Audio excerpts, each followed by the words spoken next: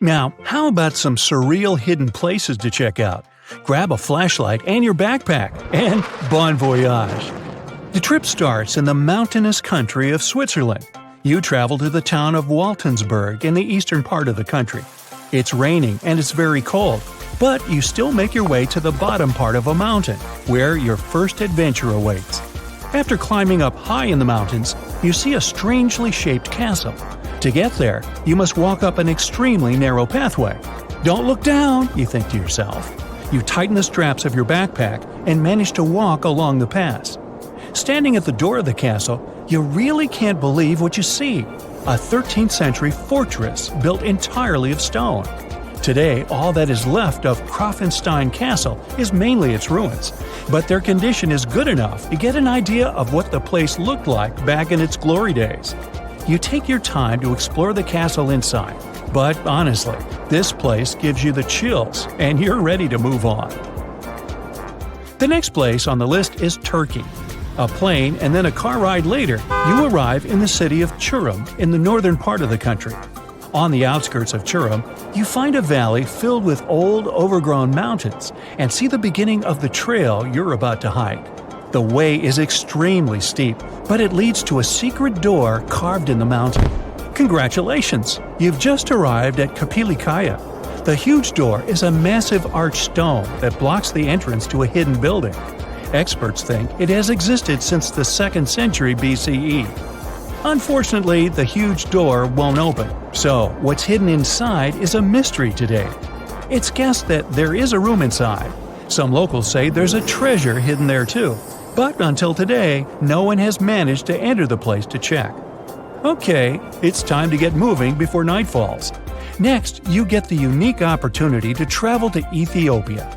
Wandering around the city of Lalibela, you stumble upon a huge pit carved in the ground.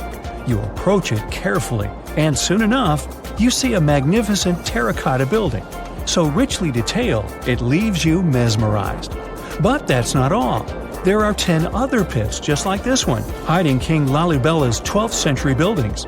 All 11 constructions are different from one another, yet share a similar recognizable style.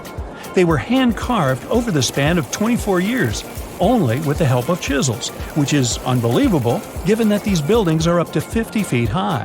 That's about as tall as 5 African elephants stacked on top of each other, if you could do that. This unconventional way of construction made them entirely monolithic, meaning they were carved out of just one gigantic piece of rock. Pretty impressive, huh? Once you leave Ethiopia, you grab a flight to southern Italy, right there on the tip of the boot. No hiking is needed here. Whew! Your friend takes you to a site called Sassi di Matera. It's a Paleolithic city carved in the slope of a steep hill. You might feel like you've traveled in time here, as local stone houses and ancient buildings are unlike anything you've ever seen before. The site, also known as De Sassi, is suspected to be one of the first human settlements in Italy, dating back to over 9,000 years ago. Wandering around the town, you might get invited inside one of the cave-like houses. Oh, and as weird as it may sound, some of the streets run on top of people's homes. Talk about Paleolithic urban planning. You're probably becoming an expert on rock-cut architecture by now, but there are still a few sites left on your list. Next off, you head to Slovenia to visit the world's largest cave castle. This medieval castle was built on top of a 400-foot-high cliff and was designed to be impenetrable. Luckily for you, security is much more relaxed today. Still, if you're looking for a more challenging and less touristy way inside, you can get into the castle through one of its many underground tunnels. They were built over 800 years ago for the owner of the castle. He needed secret passageways to sneak supplies. Today, Pajama Castle is both enchanting and mysterious. I'd say it depends on whether it's a warm sunny day or a cold stormy night. After this medieval experience, you head on to visit Petra, a magnificent Jordanian monument found in the middle of the desert. To get around here, you'll need a large supply of water and sunscreen because it's going to get hot. But this site is worth it. The city of Petra is a marvel of the ancient world. Back in the 4th century BCE, this region was a trading hub at the crossroads of commercial routes. Petra was a wealthy city, home to the Nabateans. an Arab Bedouin tribe that thrived in the region for many years. The rock-carved gate-like structure Petra is famous for is called the Pharaoh's Treasure. It stands at the main entrance to the site and is said to have a treasure hidden inside. You might feel tempted to check it out for yourself, but that's an adventure for another trip. For now, you hop on another plane ride, this time to the Americas. First, you visit the USA, more specifically, the mountainous state of Colorado. You make your way to Mesa Verde National Park. There, in between the greenery and abundant vegetation, you'll find over 600 dwellings built in the cave beneath the cliff, carved deep into the mountainside. This ancient village is now considered a heritage site. The local Puebloan tribe built it back in the 1190s. One of its main buildings is called the Cliff Palace. It's a multi-story construction built from sandstone and mud mortar. The palace alone housed over 150 rooms. If you're feeling sporty, you might want to visit the Balcony House. To get there, you'll have to climb a 32-foot ladder. You'll get to see a mid-sized village of 38 rooms, including 2 kivas. Those are traditional chambers that were built by the Puebloans for ceremonial purposes. Still, in the U.S., you make your way to the hills of South Dakota. You're there to visit one of the world's most impressive human-made sculptures on Mount Rushmore. What's so mysterious about this place, you might ask? Well, during Mount Rushmore's construction, a 70-foot-long secret tunnel was built behind the head of Abraham Lincoln. The tunnel was supposed to hold all the documents and artifacts important to the United States history. After the designers thought it through, they decided it was better to hide them in a safe box in the floor of the tunnel. The box holds the history of how Mount Rushmore came to be carved, as well as a brief history of the U.S. and the 4 presidents depicted on the mountain. Amazing, right? Now, you're headed down to Machu Picchu, a South American site hidden between the Peruvian mountains. Machu Picchu itself is already a mystery. Researchers still don't know why or even how the ancient Incan civilization managed to engineer the stone-built citadel all the way back in 1450 CE. To get there, you must endure a 3-day hike, reaching the impressive altitude of 8,000 feet above sea level. Or you can get a train, but that's no fun, right? You're here to check on a relatively new discovery. Back in 2010, French engineer David Crespi was taking measurements of the Inca ruins when he noticed a door he had never seen before. It was sealed off by stones. He went back to the site a few months later with an electromagnetic scanner. The scanner, which could detect objects behind walls, showed there were copious quantities of metals behind that sealed door. The researcher contacted the Peruvian authorities requesting to remove the rocks, but they didn't authorize it. As of today, the door is still locked. Whew, this trip was long, wasn't it? Make sure to get some rest, Indiana Jones. So, people have tried to make up stories about weird-looking humans for as long as we can remember. What's even weirder is that, over the years, people have even claimed to have proof of these mythical humanoids. Like the Gorgadas, which were said to be a tribe that lived on islands near the Atlantic coast of Africa. The first time these people were mentioned in any sort of literature goes back to the 1st century. Not much was said about the gentlemen of the tribe, but the ladies sure were special. The women of this tribe were said to have hair all over their bodies. These days, scientists are almost certain people might have confused these humanoids with monkeys or apes. One Carthaginian general claimed he actually visited the islands back in the day and described the men as apparently being really fast runners. This strengthens the idea that these reports were of primates, not of people. It's normal to assume apes or monkeys would have bolted after seeing people for the first time, right? The location of the Gorgadas and their native islands is uncertain and has been described in different ways by writers over time. Pliny the Elder, a Roman scholar from the 1st century, wrote about another strange tribe. These people were called the Astami. Similar to the Gorgadas, they were said to be hairy people that lived in the upper parts of the Ganges River, near today's North Indian border. It was not their appearance that made them weird, though. Pliny wrote that these creatures didn't eat or drink at all, not because they didn't want to, but because they didn't have mouths. They got their nourishment from sniffing the scent of plants and apples. A strong scent could also have been very dangerous to them. As for their overall build, they were said to be thin and bony, mostly because they didn't consume any food. It's hard to believe these people did exist at some point, but there may be some historical facts to back this mysterious sniffing behavior. Some specialists believe that tribes located near the Himalayan mountains brought fragrant fruits and veggies on their travels. That's because smelling something nice can help with altitude sickness. In the past, travelers thought the nausea was caused by a bad wind and tried to cope by smelling onions, dried apples, apricots, and garlic. Now, Pliny the Elder seems to have had a lot of fun writing about strange human-like species. In his writing, he also mentions a tribe of headless people, with their faces on their chests. They were popular in medieval tales too, and were also nicknamed chest eyes. They were said to live in mountainous and wooded areas of North Africa, surrounded by wild animals such as lions, elephants, and snakes.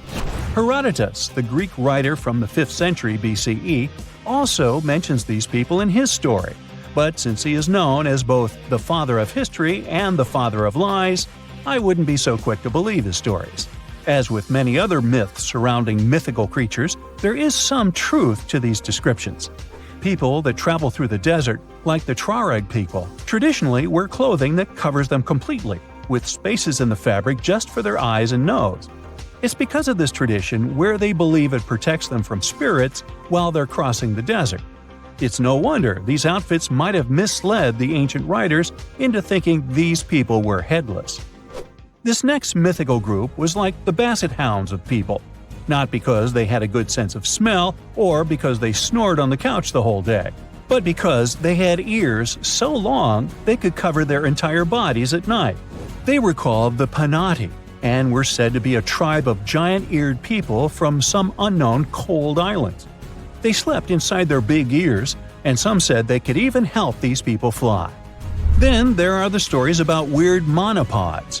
You might have already guessed what those looked like. The monopods were creatures in ancient mythology that had just one big foot. The word monopod translates to 1 foot in Greek. They were also called sciopod, which means shadow foot. That's because, according to some accounts, these people had feet so large they could use them as umbrellas to help them hide from the sun. They would simply lay on their backs with their foot up in case they were ever caught in the scorching heat. Never mind about the foot burn. They were first mentioned in a play in 414 BCE.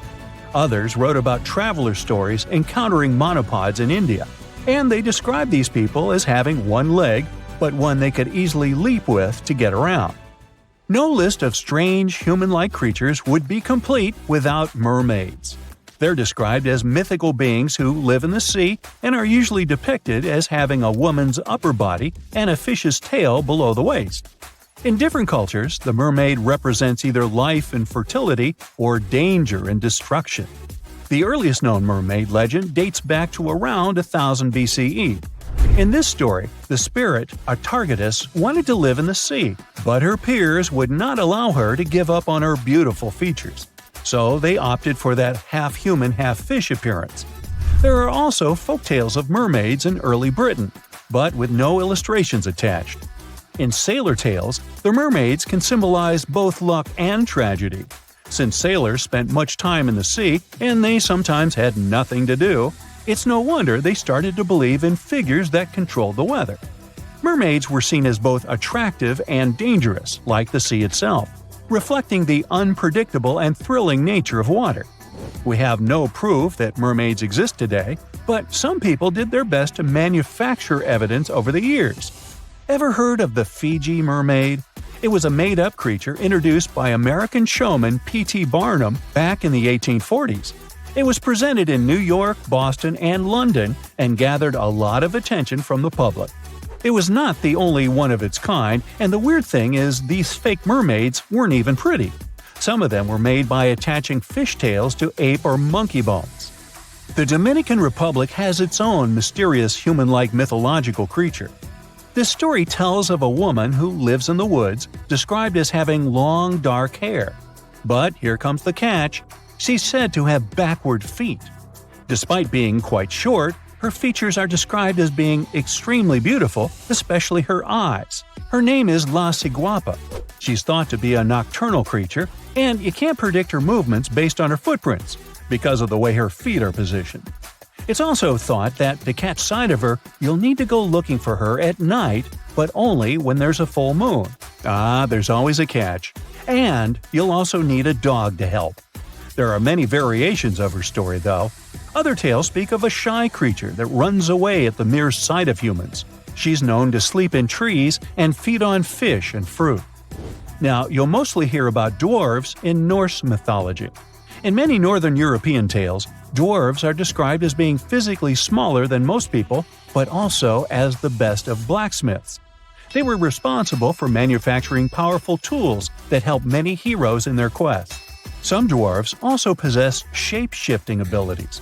They frequently took on the appearance of inanimate items like needles, as well as creatures like fish and otters. These dwarf stories may have some historical facts to back them up, too. Back in the Bronze Age, miners located in southern Europe slowly ran out of tin, a material needed to make bronze. As they went searching for more supplies, they moved northwest, where more tin was available. These miners were shorter than most Northern Europeans, and their features included darker skin and bushier hair and beards. To top it all off, they had way better knowledge of metals and how to mine and use them to make necessary tools. It's no wonder that they might have really impressed the guests to the point they believed those miners were magic. Welcome to Rapanui, better known as Easter Island. It's a tiny speck in the vast Pacific Ocean, 2,200 miles away from the coast of Chile. This island is most famous for its eerie moai statues. This place is also home to one of the most mysterious writing systems in the world, called Ronga Ronga. We found it on 27 small wooden tablets. For years, historians have been arguing about the true history of these tablets, and now we might have found the truth. Humans first set foot on this island in the 12th century. For many years it was home to the Rapa Nui people. They were pretty isolated out there in the Pacific Ocean until Europeans arrived in the 1720s. Europeans brought with them lots of troubles, leaving only a small fraction of the native population alive. Later in the 19th century, a missionary, Eugene Iro, went to the island and discovered the wooden tablets with intricate symbols carved on them. He wrote how marvelous they are, but there are hundreds of them on the island, and that they can be found in every household. But unfortunately, not all of them survive to this day. We've only got 27 of them. Some of them were heavily weathered, burned, or otherwise damaged, and now they're scattered all over the world in museums and private collections. Some of the language's artifacts were carted off to Tahiti and then to Europe by Europeans, leaving none behind on Easter Island itself. The 4 sacred tablets found their home in a congregation in Rome. They were the ones used in the recent discovery. For years, historians have been arguing whether this writing system was made up by the islanders themselves or they borrowed it from Europeans. To find the truth, they decided to use a technique called radiocarbon dating. All organic materials, like wood, charcoal, and so on, contain a tiny amount of a radioactive form of carbon called carbon-14. When life comes to an end, things stop taking in carbon-14, and the amount they had starts to decay over time. By measuring how much carbon-14 is left in a sample, we can assume how old this sample is. This is how we learn the age of many fossils and artifacts. So, they looked at the age of some Ronga Ronga tablets. 3 of them were crafted from trees grown in the 18th or 19th century, which aligns with the arrival of Europeans. However, one of them is older than the Europeans' first visit to the island. There are 2 reasons to believe that Rapa Nui people created this writing system themselves. First, Ronga Ronga works differently from European languages. Decoding it is a pretty hard task.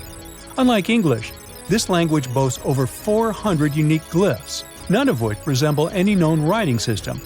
There were many attempts to decipher this language, and none of them were successful so far. And second, one of the tablets is shown to be from around the 15th century, before the Europeans arrived. The problem is that radiocarbon dating can only tell us when the wood the tablet was made from was cut down, not when the writing was put on it. And since we've only got one tablet to go by, this isn't enough to be completely sure.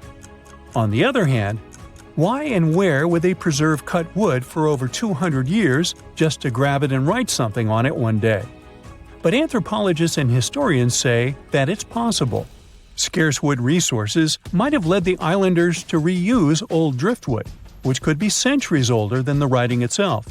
This is known as the old wood problem in archaeology. Plus, the tablet looks very preserved. It was maintained to protect it from wood-damaging insects, humidity, and so on. That's why it survived over the centuries. Whatever is written on it, it was probably important for the Rapanui people. Now, all of these are guesses and clues, but scientists are cautiously optimistic.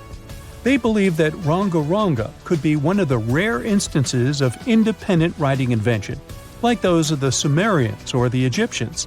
But we need more evidence. In the Rapanui language, rogo-rogo means to recite or to declaim. Not everyone could write, only a select few. Probably only the elite of Easter Island, mostly men, knew and could read this written language. After colonization, none of them survived. So now we have to rack our brains trying to figure out what's written here. First, scholars can't agree on what type of script it is. We aren't even sure that this was their language. But even if it was, we don't know whether it's a primitive form of writing or a fully developed system. In the 1990s, a linguist, Stephen Roger Fisher, believed he might have cracked the code of ronga-ronga structure. His idea was that these tablets conveyed cosmogonies. Cosmogonies are stories or narratives that explain how the universe was created and how natural phenomena came to be. They often come from ancient traditions and cultures, like those found in East Polynesia. The tablets could have talked about things like how the world began, where everything came from, and how different aspects of nature, like the stars or the mountains, were formed. This would also explain why only the wise elite could write. Fisher thought that ronga-ronga is a mix of logographic and semasiographic systems, which means that some symbols represent spoken words, while others represent ideas or concepts. But deciphering them would be very hard because it requires extensive memory and knowing context, because the symbols are more like hints than complete expressions. However, other language experts disagreed with his ideas, saying there were problems with how he put together his theory. Unfortunately, Fisher couldn't prove this hypothesis. Maybe these are just drawings. If we look at the tablets, there are some things that look recognizable: people, animals, plants, and geometric shapes. There are some birds. One of them looks like a frigate bird, which Rapanui people associate with the deity Maki Maki. There are also fish, centipedes, and so on, or at least these glyphs look like them. Could it be just art or a form of decoration? Maybe, but there are some problems. The glyphs show a high degree of complexity and structure. They also keep the same style. For example, there are several symbols that show something human-like with a raised hand. The only difference is different heads. As if it wasn't complicated enough, this unique writing style also uses a system known as reverse boustrophodon. This means that each alternate line is flipped upside down, resembling nothing seen elsewhere. We don't know why they would turn the tablet upside down after each line. But all this shows that they had some sort of system and organization behind these symbols. Plus, it seems like they use these tablets every day for some practical purpose. But there's some hope for the future. New technology, like AI and other computer programs, might help us understand lost languages. We already started creating algorithms that could help us solve other mysteries, like the Voynich manuscript. Academics even organized the Vesuvius Challenge, a machine learning competition that, in 2023, cracked the riddle of the ancient Herculaneum scrolls. The scrolls were buried under volcanic mud after the catastrophic eruption of Mount Vesuvius in 79 AD. In real life, the scrolls are very fragile, so deciphering them would be a very hard task. But with digital scanning and machine learning, it's much easier. They have a rich history. They most likely belong to the personal library of an Epicurean philosopher named Philodemus. These scrolls contain very important insights into Greek philosophy and Latin literature. If we decipher more of them, we'll learn more about the rich history of the Roman Empire. You decided to go scuba diving for the first time. The water is clear and the sun is shining on the seabed. You take a few selfies and the fish swimming by when suddenly the ocean goes pitch black. You look up and, oh my, what is that gigantic animal? It's definitely not a shark, not a whale. Is it a turtle? Yup, but fear not, it's not gonna hurt you. If you had lived on this same Earth about 72 million years ago, then maybe this could have really happened to you. Scientists have recently found the fossils of a gigantic marine turtle that could have grown as big as 12 feet. If you don't have any idea of how big that is, let's see some examples. That's the average length of a hippopotamus, 6 golden retrievers, or 2 Michael Jordans stacked on top of each other. The turtle's scientific name is an homage to that old-school sea monster called Leviathan. Maybe you remember this from old-school history lessons. The Leviathan is supposedly a mythical creature that would swallow entire ships or people that were deemed too greedy by the creature. Can you imagine being swallowed by this humongous sea turtle? No, thank you. The fossils of this gigantic creature began to be excavated between 2016 and 2021, all the way in northeastern Spain. The first fossil was located by a hiker in the Spanish Pyrenees, and it was around 8 inches long. The pelvis of this turtle alone measured around 35 inches. It would definitely be one of the biggest turtles today if it hadn't gone extinct. FYI, the largest living sea turtles today can reach up to 6 feet in length, which is already pretty big. Now, how about a gigantic prehistoric scorpion? I bet most people here are not huge fans of these creatures, especially since they're poisonous, which is why the thought of a 9-foot-long aquatic scorpion might be the stuff of nightmares. Let's just say that if they hadn't gone extinct some 400 million years ago, lakes and rivers would be much more dangerous places for humans today. These gigantic insects were considered to be apex predators in their time, hunting everything from fish to other animals, even of their own kind. Yikes! I got goosebumps just imagining these creatures. Should we thank the asteroid that hit our planet now or later on in this video? Another prehistoric animal that would shock humans if it were still alive is the so-called Megatherium, a gigantic sloth. This huge sloth is believed to have grown up to 20 feet long, and its weight could be up to 8,000 pounds. It was found in the woodlands and grasslands of South America. The creature used to stand on its 2 feet in order to reach leaves on high branches. These giant sloths had huge claws. They helped them climb trees.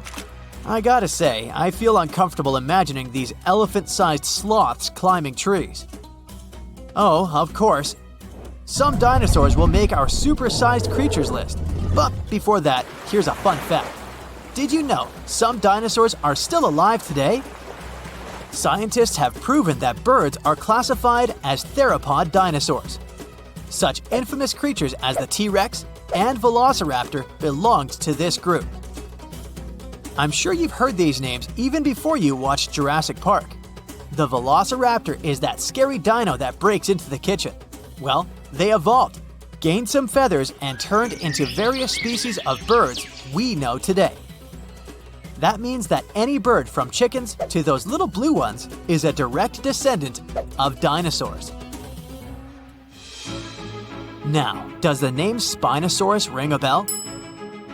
You can see this huge dinosaur in some museums today. Its fossils, I mean. The Spinosaurus was one of the biggest land predators to walk Earth.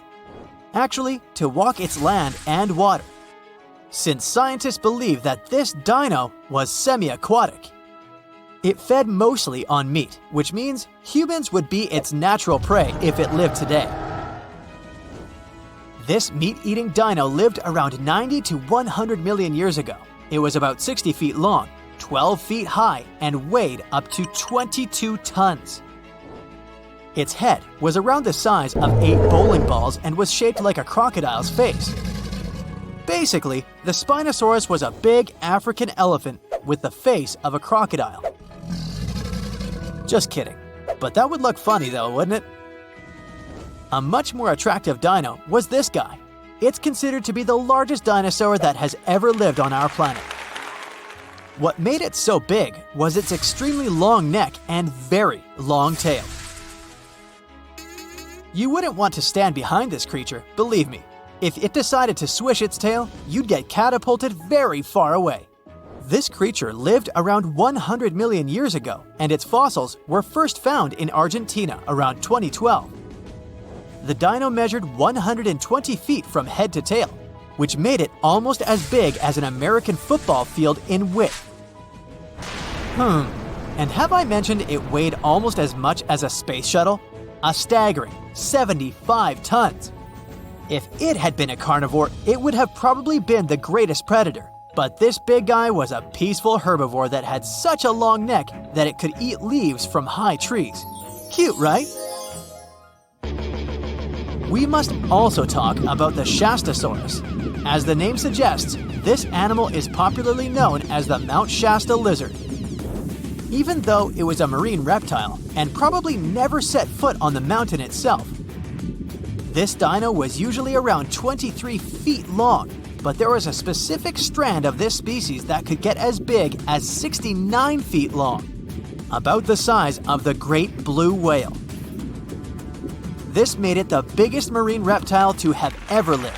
A fun fact about the Shastasaurus is that scientists believe it didn't even have teeth, which means it could only feed on soft-bodied prey, such as squid, for example.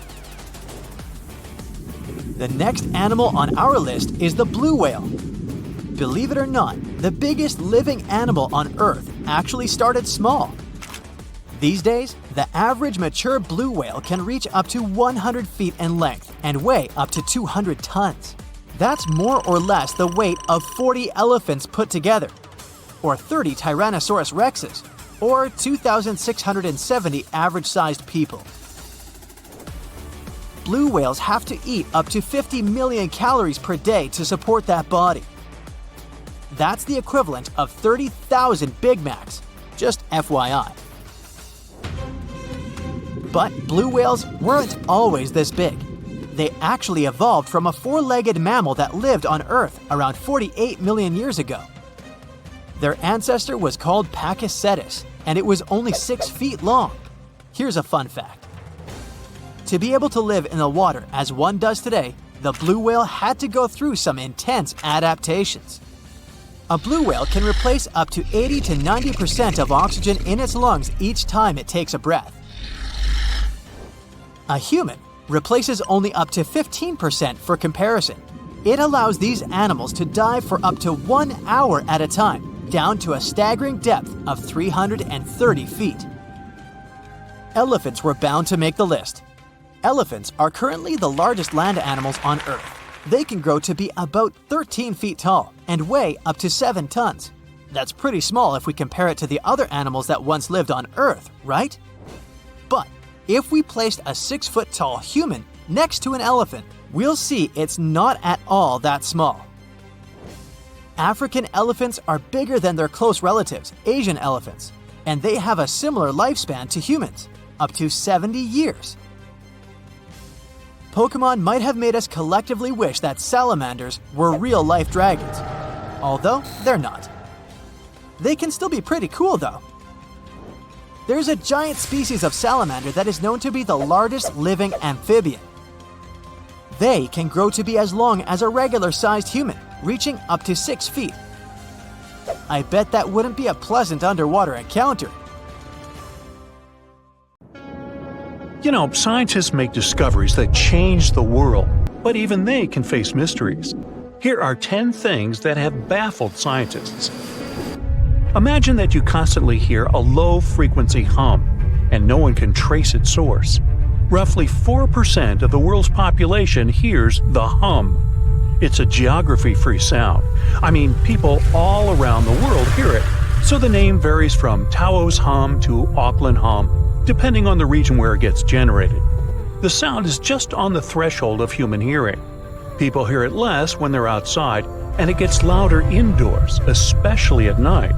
What's even scarier is that you cannot unhear it once you've heard it. Some folks say it started in London around the time of Charles Dickens, who wrote A Christmas Carol, and the low-frequency sound actually comes from the humbug. Or not.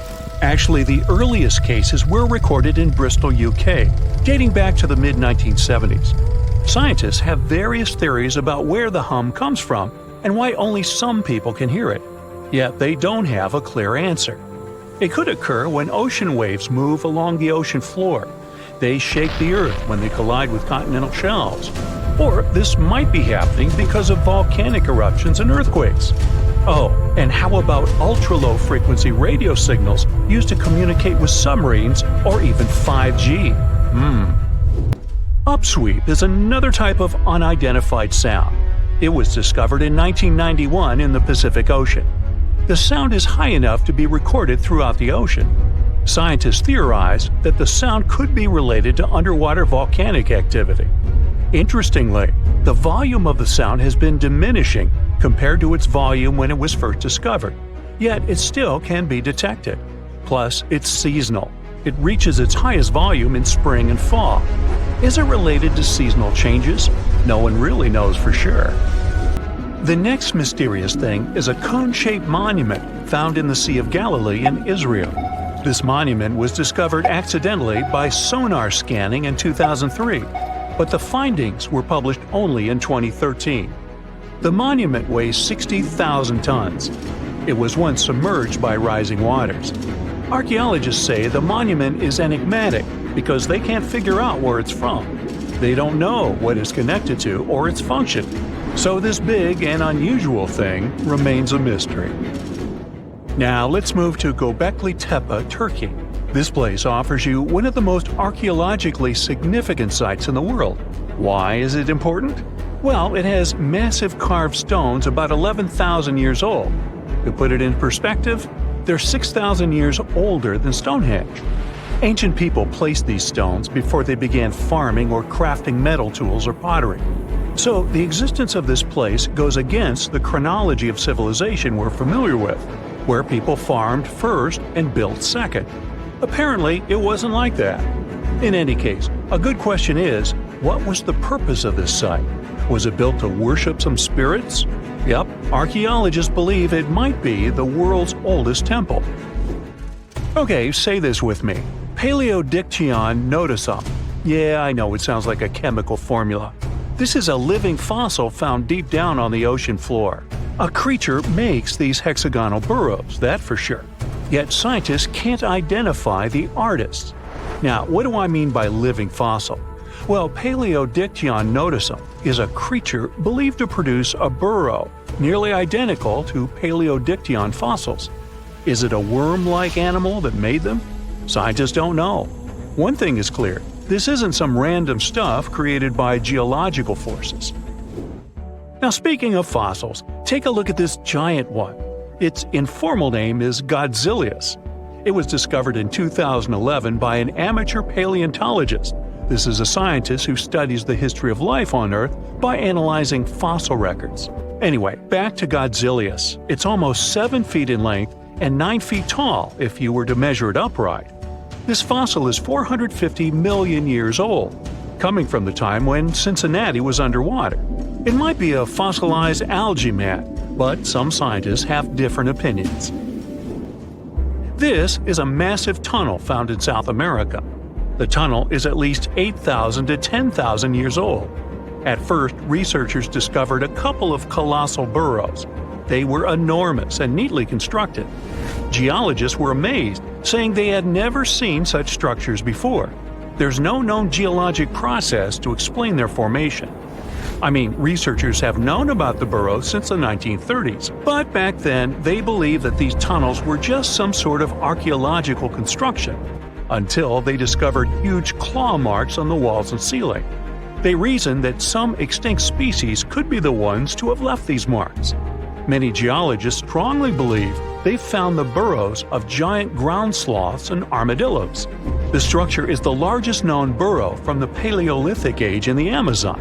Yet experts have many questions. How come such a deliberate-looking structure could form naturally? A researcher then discovered another strange cave. This one was hundreds of miles away from the massive tunnel. Fast forward, there are now more than 1,500 burrows from the Paleolithic age found in Brazil. What's even more interesting is that some of these caves are connected to tunnels that sometimes lead to chambers. I'll continue with a natural phenomenon. What if I told you that every year, especially in October, fireballs appear on the Mekong River in Thailand? According to legends, Naga fireballs are a call for Buddha to return to Earth, and river serpents are the ones making these calls. Well, that's a myth, but what does science say about it? Is it related to a flammable gas? There are no clear answers yet. These fireballs appear to rise from the water. They can go as high as almost 990 feet. They're like fireworks, disappearing rapidly.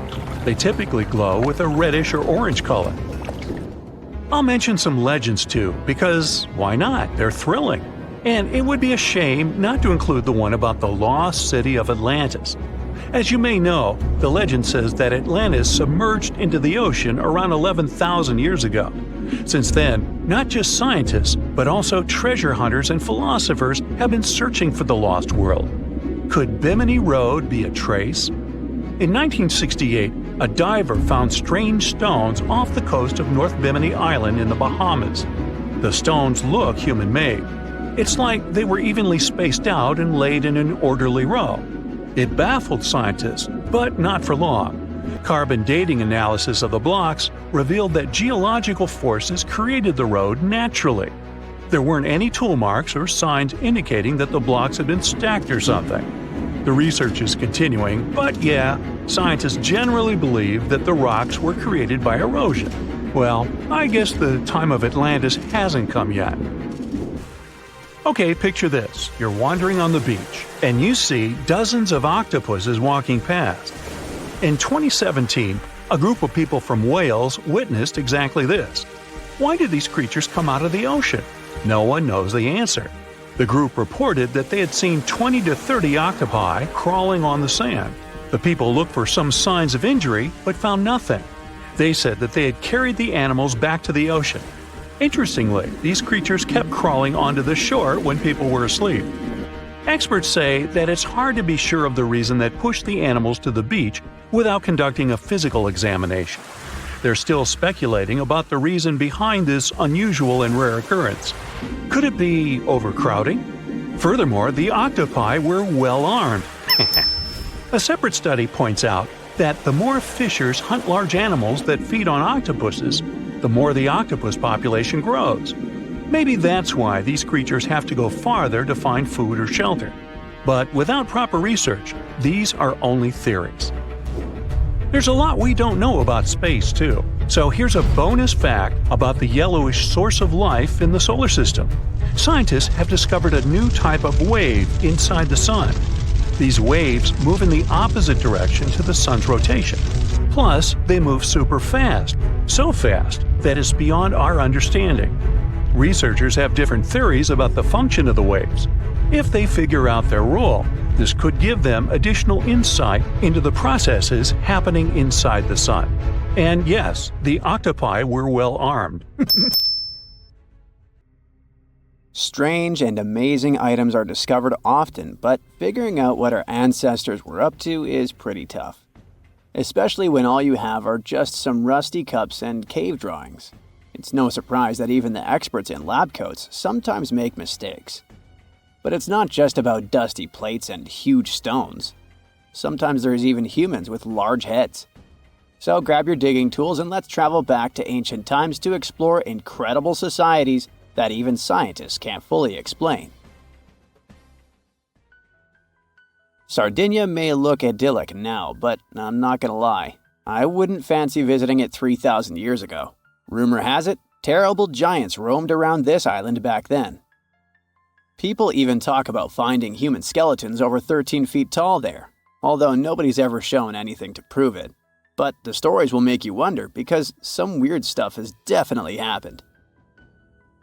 In 1974, over 5,000 pieces of broken stone artifacts were found in a part of the island called Monte Prama, but instead of being displayed in a museum, they were locked up in an underground vault for about 30 years. Sounds a bit suspicious, doesn't it? When they were finally displaced in 2005, scientists put the pieces together to find statues of 38 giant men standing 8 feet tall. Not quite as tall as the legendary skeletons, but still pretty huge. It's thought these statues were made by the Nuragic people, who lived on the island a long time ago. Besides giant statues, they also built over 8,000 massive stone buildings. Perhaps Nuragic weren't giants themselves, but they definitely liked their things big. I do too.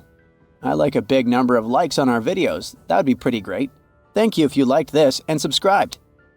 Now back to the video. You and I are pretty smart, but we might not be the smartest humans ever. Actually, we might not even be the smartest species.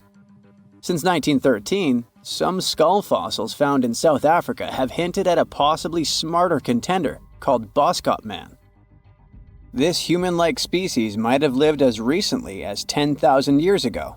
Their skull suggests they had really big heads, which means their brains could have been 30% bigger than ours. Wow! Their average IQ could have been around 149, making them among the smartest 0.05% of people today. But if a Boskop Brainiac was so much smarter, why are they not around and we are? Well, bigger isn't always better, you know. Our brains are a lot bigger than our ape relatives, mainly in the prefrontal cortex.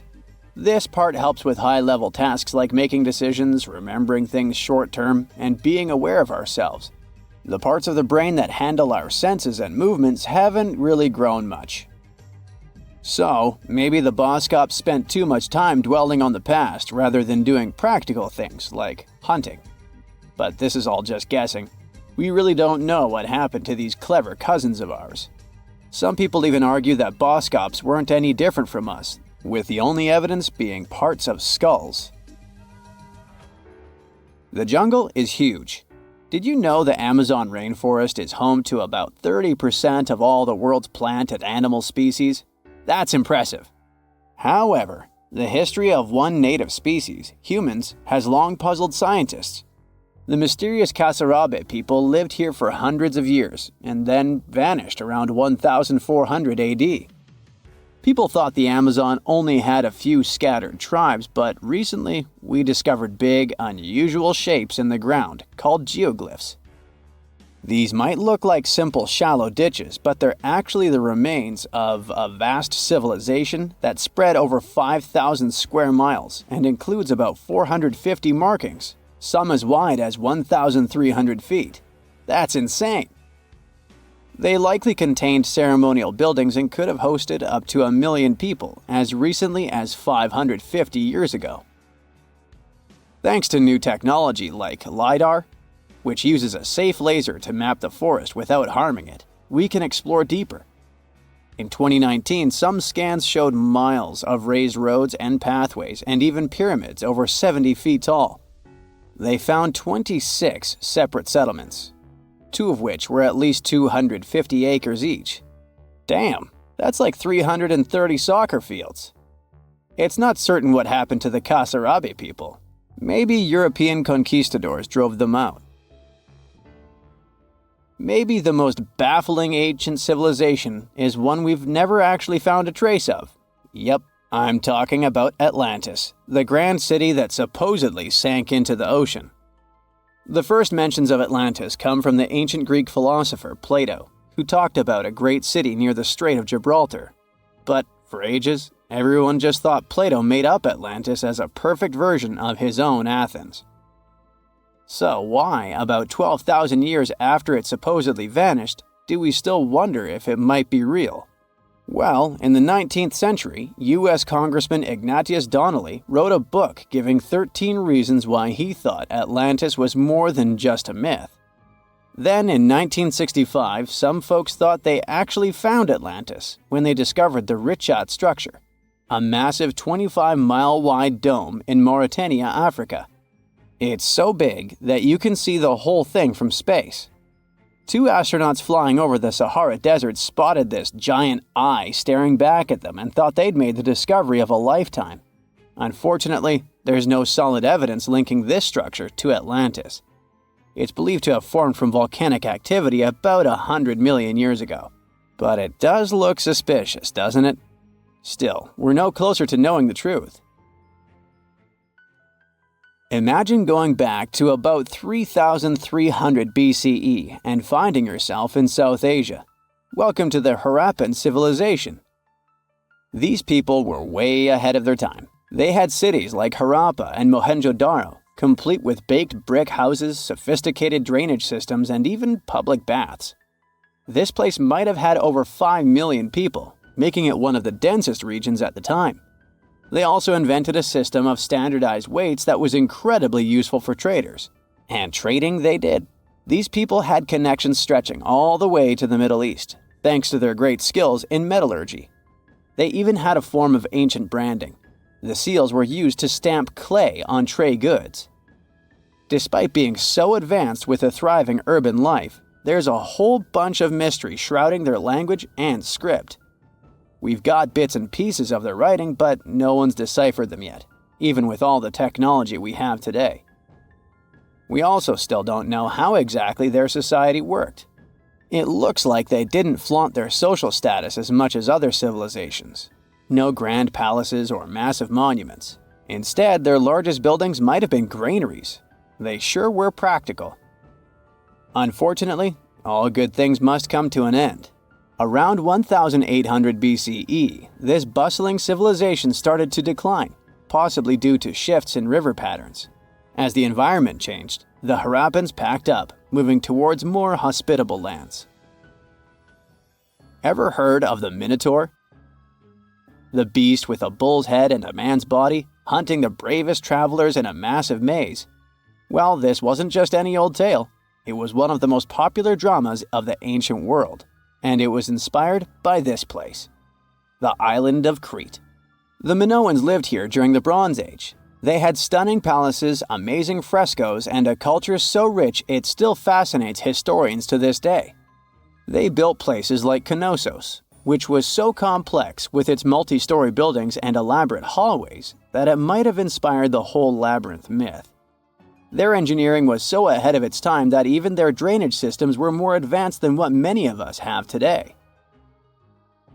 Let me know in the comments which of these stories you find the most fascinating, and thanks for watching. Imagine you get to be an archaeologist for the day. You'll travel the world to solve the mystery of long-lost civilizations that disappeared without a trace. Grab your chisel and fedora, and let's go. You arrive at the American Southwest, where an ancient mystery is waiting to be solved. You make your way to Chaco Canyon, just outside of Albuquerque, New Mexico. It's hot and dry in this deserted area.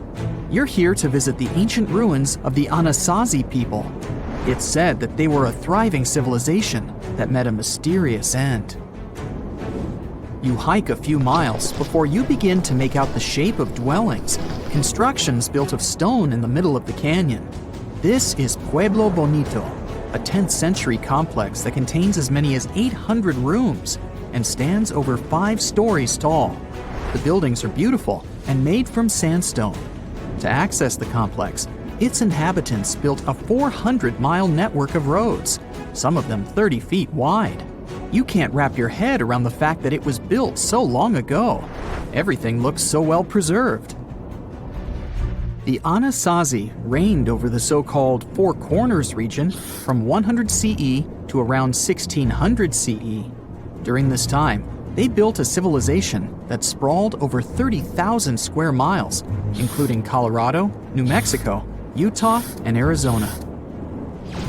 Standing inside a huge kiva, an underground ceremonial chamber, you wonder what happened to the Anasazi people. Scientists have analyzed tree rings and found out that the Anasazi population lived through a period of great drought. The drought is believed to have lasted 23 years, and there was possibly no rain at all during this time. This definitely affected their livelihood, from malnutrition to battles over food and resources. But was it enough to make 30,000 people flee their homes? Researchers say these people left their homes with their belongings still in place. Ladles were left in ceramic bowls. Granaries were full of supplies. It was as if they intended to return, but never had the chance to come back. For many years, archaeologists have believed that the drought was the reason for the disappearance of this thriving society. But there's other evidence that shows a different story.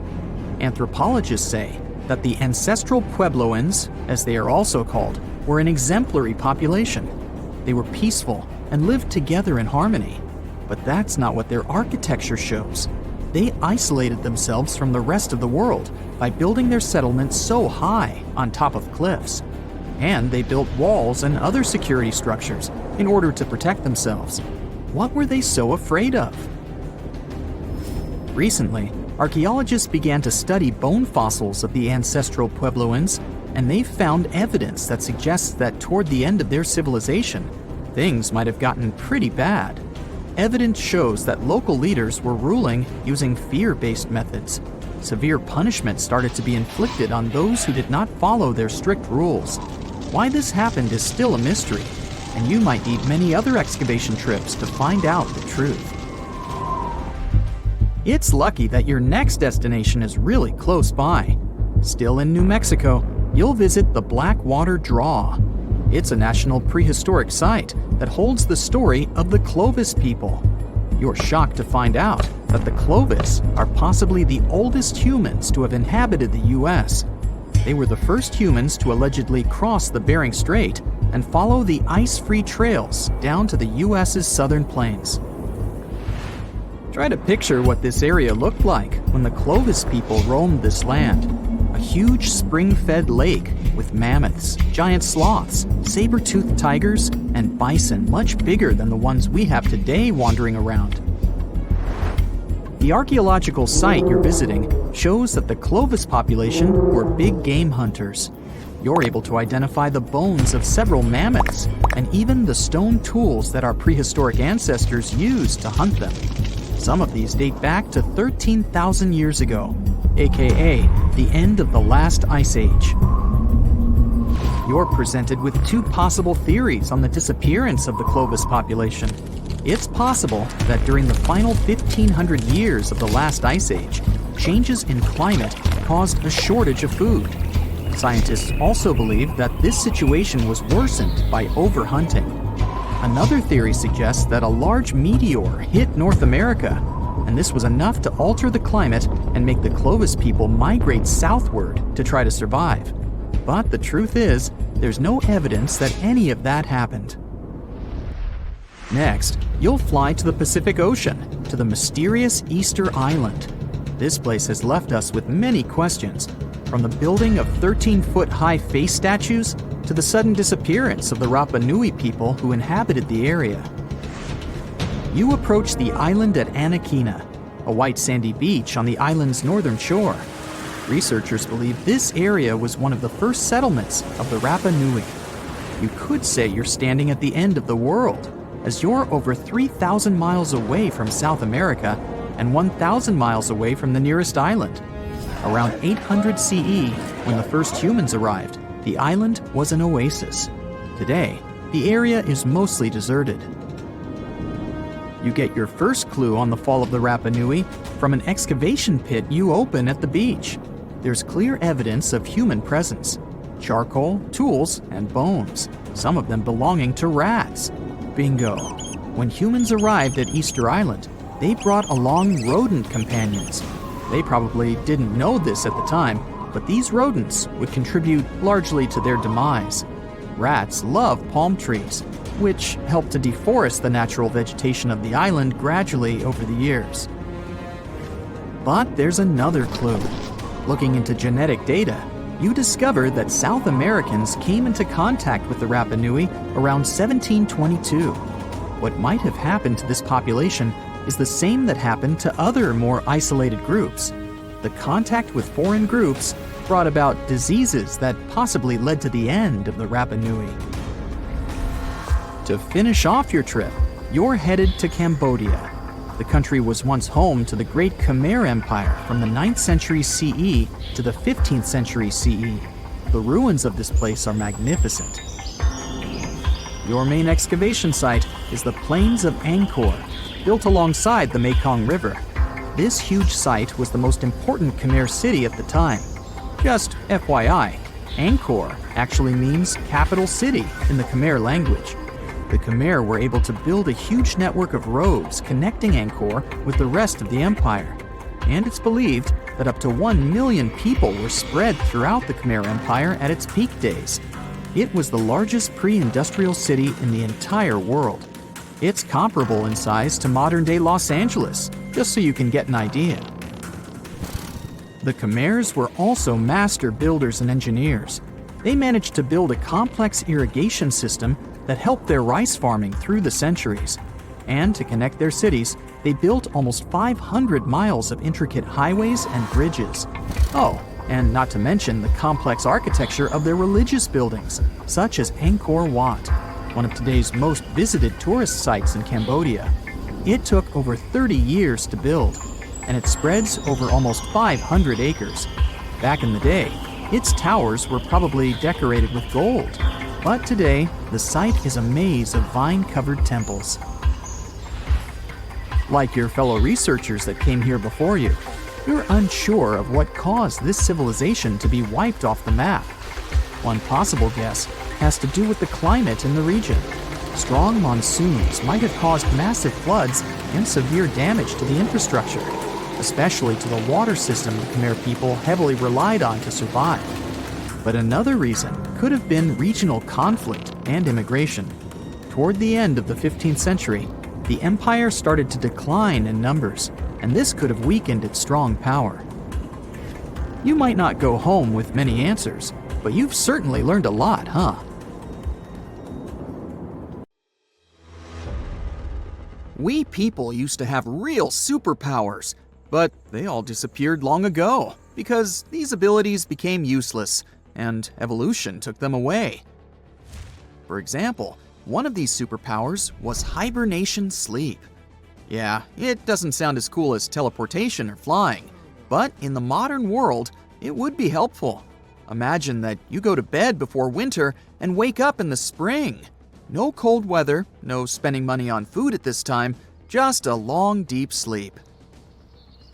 So perhaps our ancient hominin ancestors, more like primates than humans, could fall into a long hibernation. It was about 500,000 years ago, hundreds of thousands of years before the appearance of the first Homo sapiens. Hominini of that time lived in caves during the Ice Age and fell into a long sleep to survive. However, this is not a confirmed fact, but scientists have some guesses about it. Paleontologists discovered many fossils of our ancestors in one Spanish cave. The analysis showed that hominini lacked vitamin D and fat reserves. These strange indicators showed that the inhabitants of these caves could be in a state of hibernation. Perhaps their metabolic processes slowed down and their fat and vitamin reserves were depleted to support life during a long sleep. Of course, such an ability could be useful in the modern world, but it has several disadvantages. Let's look at the example of bears and what problems they can face during hibernation. Unique metabolic processes support their long sleep, but if these processes are violated, then after waking up, the bear can get very sick. This may happen because of an insufficient amount of fat and food reserves. Another ability from the past would help save thousands of dollars for modern people. This ability is strong and healthy teeth. Today, we have dental clinics, high-tech equipment, hundreds of types of toothbrushes and toothpaste, mouthwashes, and much more for the health of our teeth. Despite this, ancient people had stronger and healthier teeth. More powerful jaws and sharp teeth allowed them to chew on hard meat, and the immunity of the oral cavity didn't allow bacteria to develop. But then, agriculture appeared. People started to eat grains. This added new species of bacteria to the oral cavity, weakened the jaw muscles, and provoked cavities. Teeth became more fragile, but they got the most severe blow when people discovered sugar. Sweets added a lot of problems to teeth health. Previously, teeth worked as a tool for processing hard materials, but then we began to eat soft food, meatballs, and fried chicken, and the strength of teeth became meaningless. Evolution took that away from us. Our ancestors were taller, stronger, more agile, and more resilient than we are. A couple of days spent in the fields while hunting mammoths were the equivalent of a month of regular training in the gym. People were not obese. They ate natural food and looked like athletes. But why were they taller? What influenced bone growth? Over the past 10,000 years, the changes in growth were most noticeable. But this trend has changed in our direction in the last few centuries. People have started to get taller. It's difficult to determine the exact cause of such changes. It can be genetics, environment, lifestyle, nutrition, or modern technologies. So, 40,000 years ago, Cro-Magnons hunted and gathered in Europe. They were better developed physically, thanks to this lifestyle. Their ancestors migrated to Europe from Africa, which was the reason for the tall growth. Longer bones were helpful for adaptation to the hot African climate, but after 30,000 years, the growth of people sharply decreased because of the onset of cold weather and the development of agriculture. Our ancestors went through times of famine, and their bodies shrank over time to adapt to a meager diet. In addition, living next to livestock provoked the emergence of new diseases. All of it affected the appearance of ancient people. There are almost no such problems now. You can eat healthy food, receive medical care, and take vitamins. All this allowed us to grow a few inches taller. But one change in the human body still remains a mystery. We have the most advanced civilization in history today. People become professionals in neuroscience and thermonuclear physics, create powerful computers, have access to all the knowledge in the world, and study the boundless depths of space. But for some reason, our brains have become much smaller than those of people who lived several thousand years ago. But how is this possible, given that people were engaged in agriculture, trade, and the manufacture of simple tools in the distant past? Then big cities, architecture, art, and technology began to appear. And all this time, our brain was shrinking, while humanity was moving forward. It lost a piece equal to 4 ping pong balls. The reason is not that people were more intelligent in the past. The volume of the brain is not related to intellectual level. It's possible that people's brains have shrunk because of collectivity. To understand what that means, let's take a look at ants. Scientists measured the brain size of some species. They saw that species participating in complex social systems had smaller brains. This means that if an ant interacts closely with other ants, sharing work with them, its brain decreases. Sharing duties with other species contributes to brain shrinkage. Its cognitive abilities are distributed among different groups performing different jobs. It seems like a brain unloads its working and thus becomes smaller. That is, if you live alone on an island, do agriculture, fish, and build a house alone, then your brain becomes bigger. But in a large society, where all these activities are distributed among many locals, the human brain is shrinking. In a sense, intelligence becomes collective. And at what point in time did human intelligence become as collective as possible? When writing appeared. It appeared about 2,000 years before the beginning of brain shrinkage. When people learned to write, they freed up a large memory area in the brain. They didn't have to keep all the necessary things and ideas in their minds. With the development of civilization, the collectivization of humankind grew. And then there was TV and the internet. We will discover how this affects our brains in the future. On the one hand, the volume may decrease even more, but on the other hand, we're surrounded by an endless stream of information. We don't know yet how it will affect the size of the brain. the collectivization of consciousness is only one of the hypotheses according to which our brain has increased. Another theory says that this happened because of the home lifestyle. The brain of a dog, cat, or other pet is smaller than their ancestors who lived in the wild without a human. When people started living in cities and spending less energy on getting food, their brains could also begin to shrink. In addition to the size of the brain, people have undergone many changes. Humanity now shows a huge variety in appearance, which the early Homo sapiens didn't have. In the distant past, they possessed the same physical properties characteristic of a particular region. For example, a short and stocky build was typical for people living in cold conditions. The body area of a small person helps to keep warm better. Also, the body area of a tall person gives off heat more efficiently, so people in warm African regions are taller. And in places where it's scorching during the day and frosts come at night, people can develop the ability to lower their body temperature without feeling cold and shivering. This phenomenon concerns the Australian native tribes living in the central desert. The environment affects external characteristics almost as well as genetics, and over the past 40,000 years, the speed of evolution has increased. The ability to travel and the growth of the people population contributed to the mixing of different ethnic groups across the planet, which also provided diversity in evolution.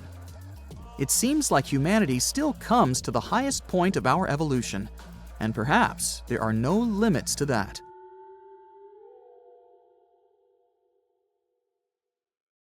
At some point in its long and very interesting history, our dear planet Earth was sort of snoozing, just doing its planetary thing, spinning around the sun. And then, bam, life starts getting fancy.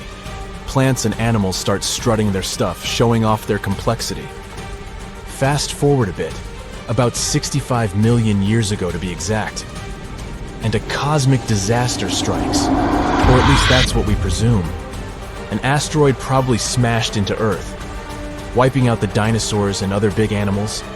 We can't pinpoint specifics about the asteroid, but we do know that it was extremely large and it crashed into our precious planet, creating a dusty mess that settled everywhere. You can still find remnants of that dust layer in sedimentary rocks today. If you dig beneath it, you'll uncover a whole bunch of fossils. These prehistoric creatures were living it up before the asteroid crashed the party. Think of it as the planet going on a cleaning spree, leaving a bunch of empty spaces waiting to be filled. And guess who took the opportunity? Mammals! These furry little critters were the ones to rise to fame. But why is it that this disaster became such a great opportunity for mammals? It's pretty simple, actually. With no big bullies around, they grew, multiplied, and had a population expanse. All kinds of mammals joined to fill in the blanks. Primates, rodents, basically, the whole furry gang. We're talking about placental mammals, marsupials, and even egg-laying mammals, adding some serious variety to the mix. We like to think of primates as our closest relatives here on Earth. What's their story? Well, around 63 million years ago, just a couple of million years after the dinosaurs' final dance, the primates decided it was time for a family reunion. They split into two groups, the dry-nosed primates, who became the cool monkeys and apes we know today, and the wet-nosed primates, who went off to become lemurs and aye-ayes, hey-hays. The fun didn't stop there. About 58 million years ago, the dry-nosed primates began their own little mission. One special guest called the tarsier, arrived on the scene, featuring big eyes that were perfect for late-night shenanigans. This tarsier took a different path from its primate relatives, embracing its unique niche and evolving separately. To this day, the tarsier is the only primate that feeds exclusively on meat. These little guys have a taste for insects, small birds, rodents, and even lizards. But that's not all that makes them unique. Their eyes are twice the size of their brains. Also, their heads can do a full 180-degree spin, just like an owl. Because of their features, the tarsiers are the true kings and queens of the night. With their superpower of ultrasonic tracking, they can spot their prey instantly. Plus, their legs and feet are like springs ready to launch them into action. They've got this special ankle bone called the tarsus, which gives them those epic leaping skills. Hence the name, if you were wondering. But let's leave these little critters to rest and get back to our story, shall we? About 55 million years ago, the Earth cranked up the heat, literally. This sudden hot pod was a bit too much for many deep ocean dwellers and plants to handle, and they bid their farewells. But hey, every goodbye is an opportunity for something new, right? The oceanic mammals known as cetaceans, saw their chance and took it. They splashed into those empty niches, becoming the rulers of the sea. In this category of creatures, you can find the blue whale and the dolphin. A special primate guest made an appearance around 47 million years ago. Scientists now affectionately call the fossil of such a creature Ida. This little wonder caused quite a stir. Initially hailed as the missing link in human evolution. But here's the hilarious part. It turned out Ida was not one of us dry-nosed primates, but a cheeky wet-nosed one.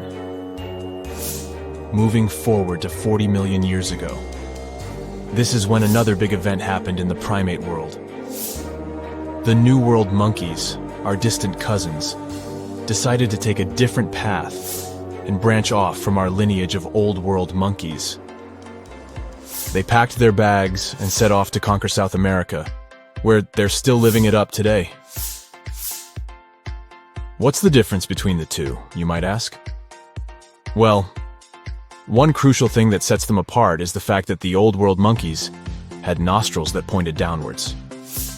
Around 25 million years ago, another troop of apes entered the scene, and these guys had something special, the lack of a tail. These unique creatures would go on to become our closest relatives. We're talking apes and great apes, the cool gang who share a whole lot of genetic similarities with us. The first ape to break free from the monkey madness was the gibbon. About 18 million years ago is when this little acrobat swung into the picture.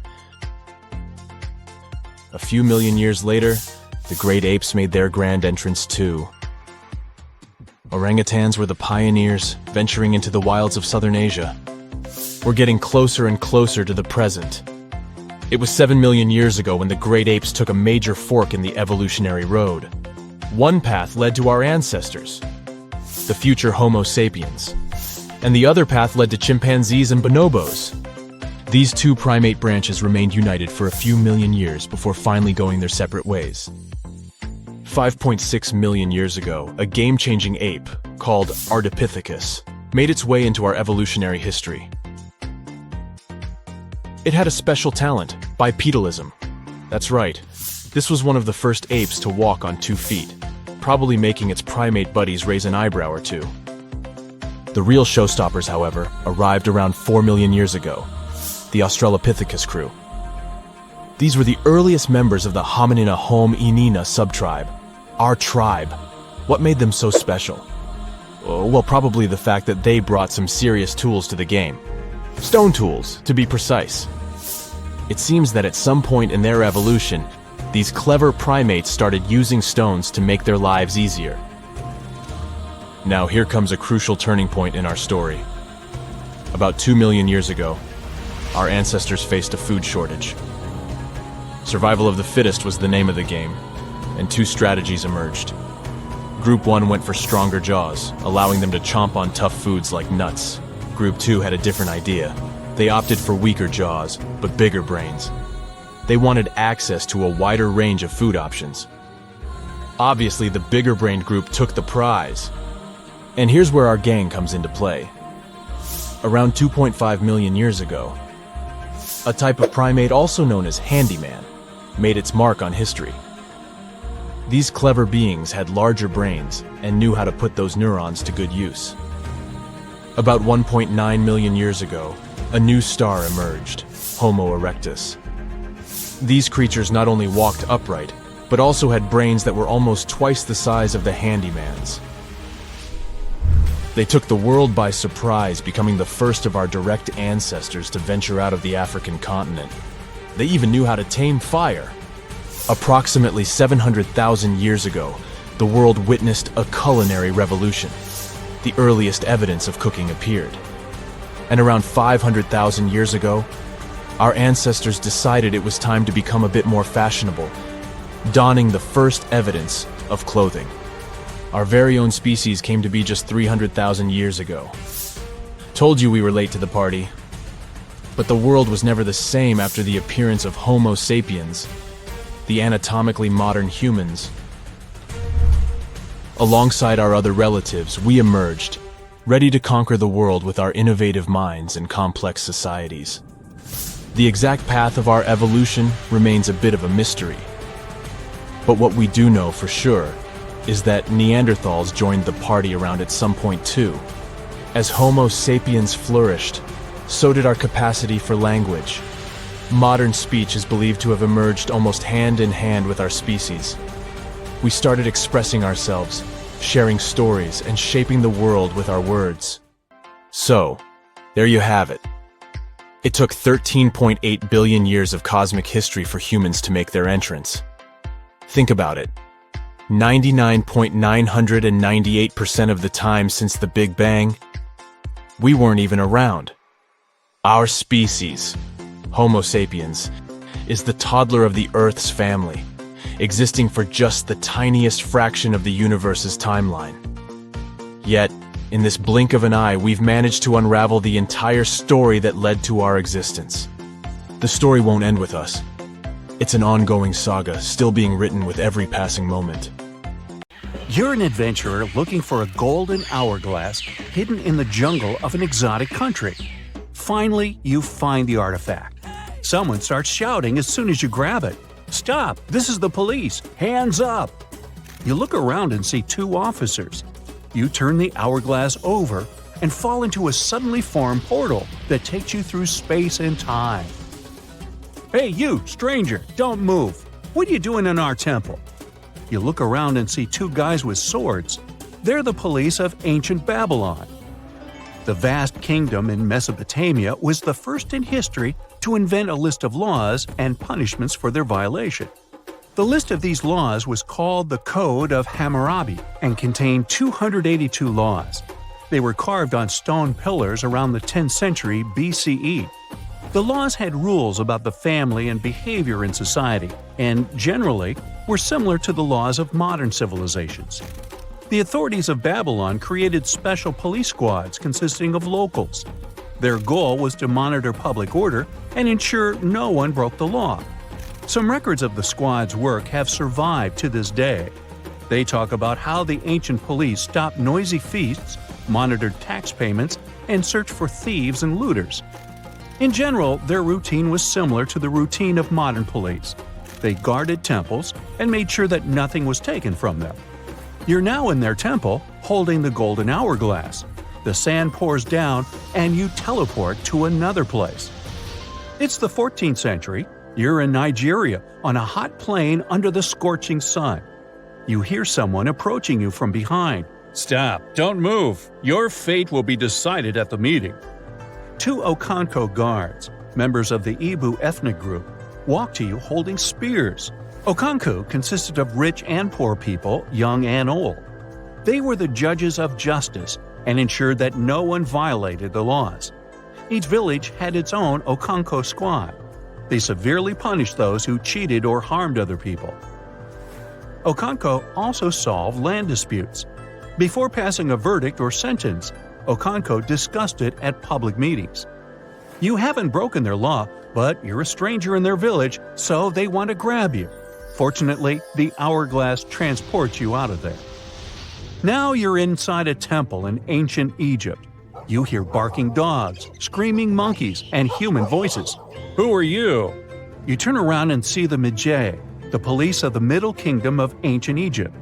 These experienced guys with swords patrol the streets with dogs and even monkeys. They were residents of the neighboring kingdom of Nubia. Still, as the territory of Egypt expanded, they offered their services as the guardians of order. During the New Kingdom, the temple priests of Egypt performed police functions. They protected temples and caught looters and thieves. If someone stole something from a temple, temple priests arrested the thief and conducted their own investigation. They won't investigate anything this time as you disappear and continue your journey. You're in a hot jungle now. You can see large stone buildings through bushes and trees and hear a flowing river and people's voices. You're next to a large agricultural area. It looks like a modern civilization in a tropical forest.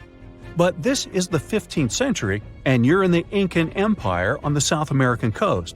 Police officers are called tocricoques here, which means the one who sees everything. Two tocricoques pass by you and don't tell you anything. The Incan Empire had a developed legal system, and no one could arrest you just like that. The one who accused another person of violating the law had to be above the rank of the accused. Therefore, tocricoques were the most senior people in cities. They kept order and also conducted a population census. Their duties also included the distribution of land and the construction of roads and bridges. They held all court proceedings publicly and punished those who committed serious violations. But for petty hooliganism, people were just subjected to public censure. Here, you feel safe thanks to the harsh but fair laws. But the hourglass is restless and takes you to ancient Greece. And to be honest, you're out of luck because the Cryptia of Sparta is in charge here.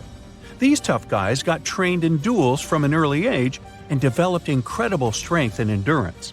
Yeah, everything is as we've seen it in the movies. The Cryptia means hidden. This police force always acted cautiously and quietly to deliver a crushing blow. They didn't have armors or big swords. They were wearing light clothes and had sharp knives. The Cryptia kept order and made sure farmers paid taxes and shared their harvest. Also, the Cryptia suppressed any rebellions among people. Unlike the people in other countries, the Cryptia worked at night and rested during the day. Well, it's daytime, so no one will arrest you. But if it were night, you would hardly be able to escape from the Spartan police. You teleport to ancient Judea, where a fair judicial system was highly valued. Each city had its judge and 2 trained soldiers under their command. They were called Judean shotarim. These fighters were excellent at archery and sword fights. Their duties included checking and setting market prices and resolving private property and public safety issues. Dogs in every house should be chained, there should be no pits on the street, and the sale of knives and swords should be strictly regulated. Any violation of the law was investigated and dealt with in court. The locals really appreciated this order and paid for it as taxpayers. Now the Golden Hourglass takes you to 15th century West Africa. You're in the Songhai Empire.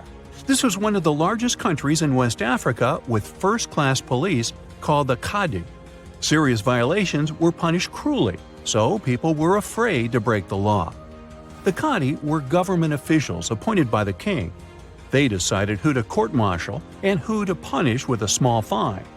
They monitored not only the order in cities, but also the environment of the king. If someone wanted to commit treason or overthrow the ruler, the Kadi found out about it and neutralized the threat. Now you find yourself in a very hot place, but not because the sun is scorching, but because there are flames everywhere. The building you're in is on fire and you don't know what to do.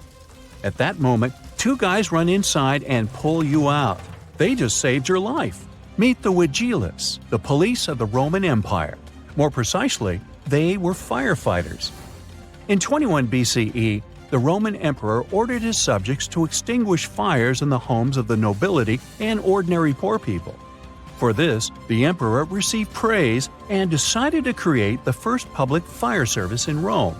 The Vigiles patrolled the streets and extinguished fires caused by hot weather or hooligans. Soon, the Vigiles began to keep order and catch robbers. They wore light armor and had whips and staffs. You don't have time to thank them for saving your life because the hourglass takes you to another era. The Mauryan Empire, which lasted from 321 to 185 BCE, was the first empire of ancient India. You don't have time to do anything as 2 big guys grab you and blindfold you with a rag.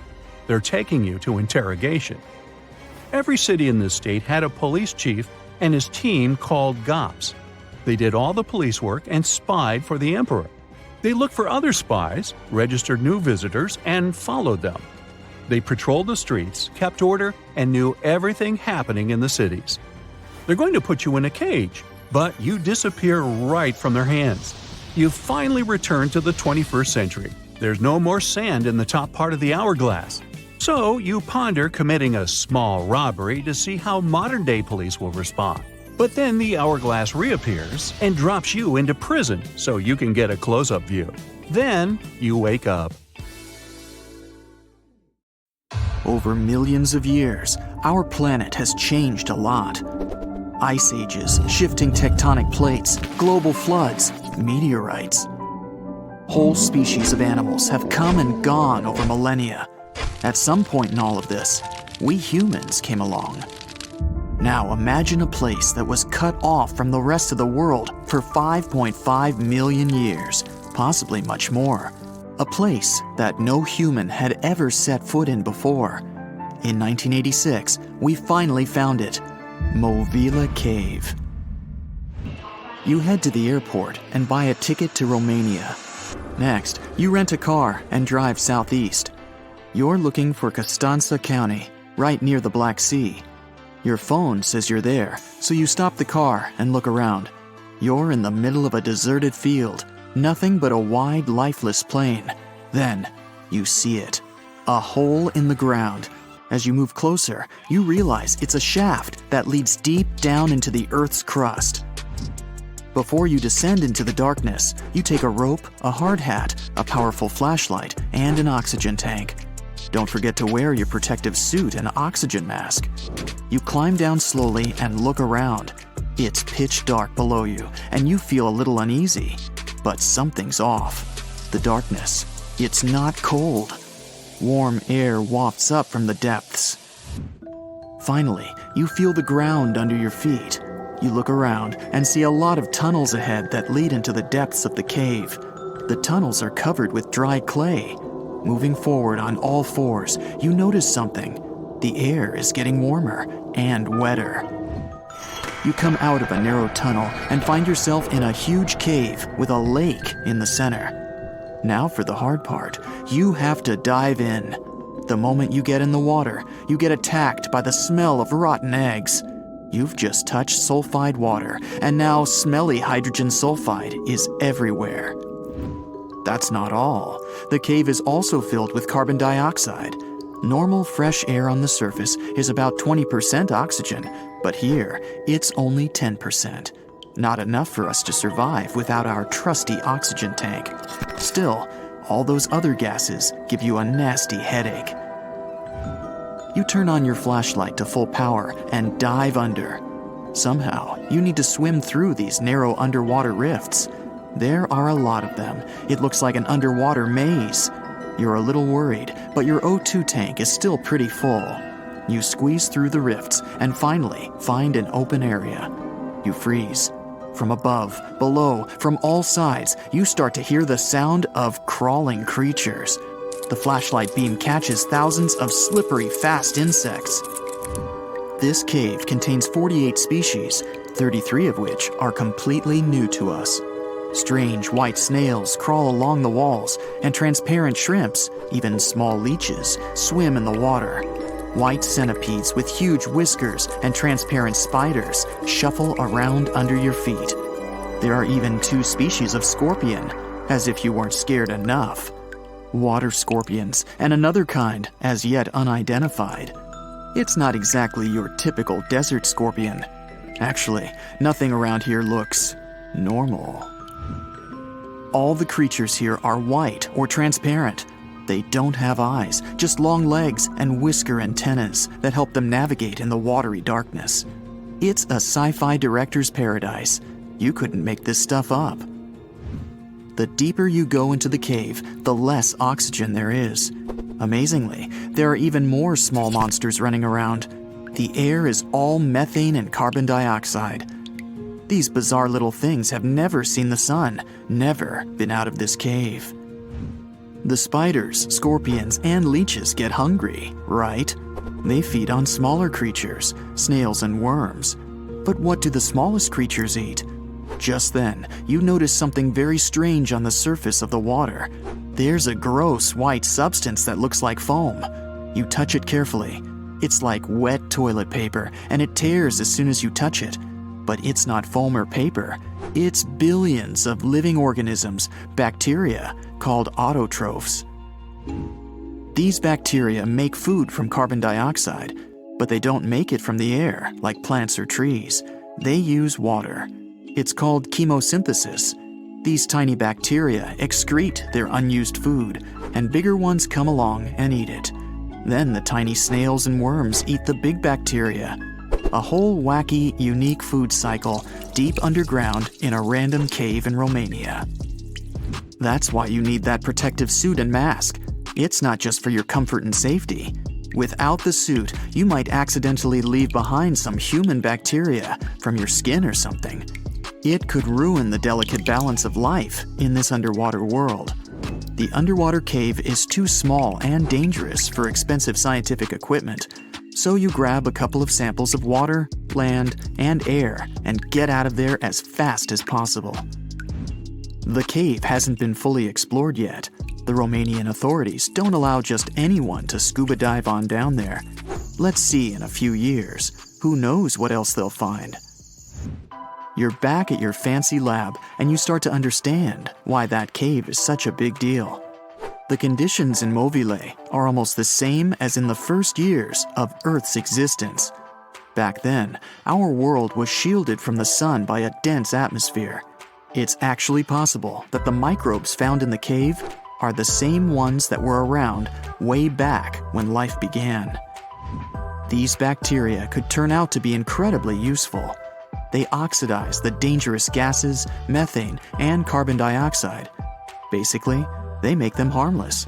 Thanks, little guys. Mobile Cave isn't the only extreme place on Earth where life still finds a way to survive and thrive. Picture the Eiffel Tower in Paris. Now imagine 10 of them on top of each other. Now imagine drilling down that deep. Got it? Life still goes on even this far down. There's almost no oxygen there. The pressure is insanely high, and it's hotter than the hottest desert. Welcome to the nematode empire. Nematodes are worms, and these wiggly dudes are tough as nails. When there's no air, no food, or it's just too hot, they transform. It's called the Dower stage. It's a state of stasis, of deep hibernation. The worm's metabolism slows way down. It's like they go to sleep for a long time and only wake up when there's enough air or food around, or when it gets cool enough. And you don't have to dig that deep to find these creatures. Nematodes are found all over the world. They live in hot springs, in deserts, high up in the mountains, in the harsh cold of Antarctica, inside animals, and even inside the human body. You don't have to travel to Mars to find out of this world scenery. There are places on Earth that look unreal. The Danakil Depression in Ethiopia is one of the hottest, driest, and most inaccessible places anywhere on Earth. It's a large desert that gets almost no rain, but there's still plenty of liquid around. It sits on 2 active volcanoes, so liquid hot magma often flows up from under the Earth's crust. There are also colorful lakes full of acidic water. The salt from the lakes reacts with volcanic minerals, making bizarre figures that look like the backdrop of a sci-fi movie. Toxic gases and chlorine vapors rise up from the lakes, making it one of the most dangerous places on Earth. You need a gas mask to survive, but life always finds a way. There are living things here, even in a lake so hot that the acidic water actually boils. Microbes live happily in the lakes and surrounding rocks. If something can survive here, who knows? You can find another tough survivor in the Lut Desert in Iran. They've just discovered a new and special kind of crustacean there. These creatures live in small lakes that appear from time to time thanks to desert rains. This species can survive for decades in dry sediments, just waiting for a tiny bit of water. So these are all very small life forms, but are you in the mood for some monsters? Scientists have just discovered them, swimming in the waters off Antarctica. Massive sea spiders, huge starfish, transparent shrimp-like things. In 1 month, researchers found about 30,000 sea creatures, many of them never seen before. Who knows what else is down there? Today we're going to an art history trip. Our main focus is to unravel the mystery of whether or not ancient statues has always been white. We'll visit museums and even time travel to try and get a glimpse of what these statues were really like back in the day. To kick off our tour, we land in New York. We climb the famous steps of the Met, the Metropolitan Museum of Art, and walk inside this enormous museum.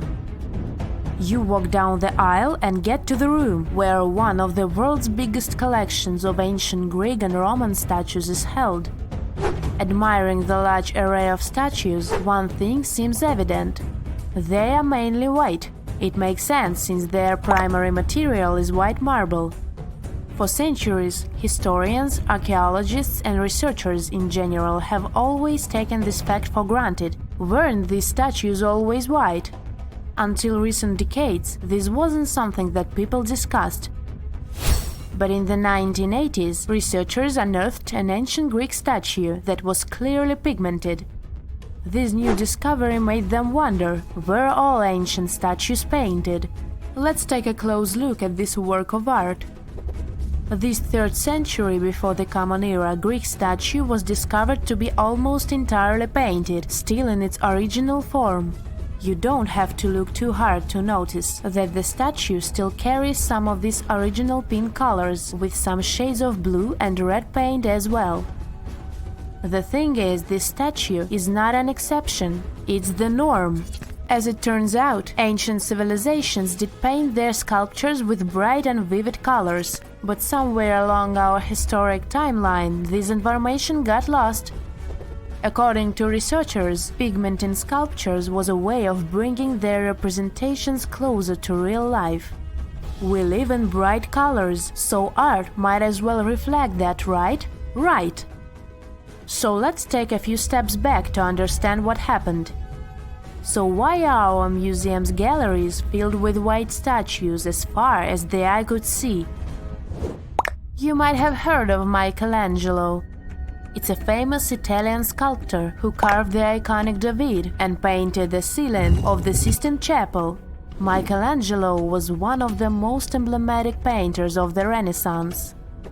The Renaissance was a historical period when European artists, philosophers, and scientists developed a renewed interest in the creations of ancient Greece and Rome. Artists like Michelangelo started a series of Roman sculptures, like this one, the Leo Colon and his sons. They fell in love with their lifelike figures and pristine white marble. The one thing they didn't know, and didn't have the technology to know, was if the colored pigments from those sculptures had faded. After all, they were found after years of being buried or left in the open air. It's speculated that this statue, the Leo Colon, had colored snakes and mantles, for example. When the Renaissance artists set out to pay homage to ancient artists, they left their masterpieces bare too. They carved directly onto the marble and left them white, without pigmentation. Probably because that's the way they thought things were done in the old days. The works of Michelangelo and his peers influenced a whole generation of sculptors after that. So this way of doing art traveled to modern times without much questioning. However, evidence of color pigments in ancient statues is abundant. Some researchers show that scholars have known for at least a century that ancient sculptures weren't originally all white. Other studies suggest that this discovery might have happened even earlier. In early 1980s, archaeologist Vincent Brinkmann made a huge discovery.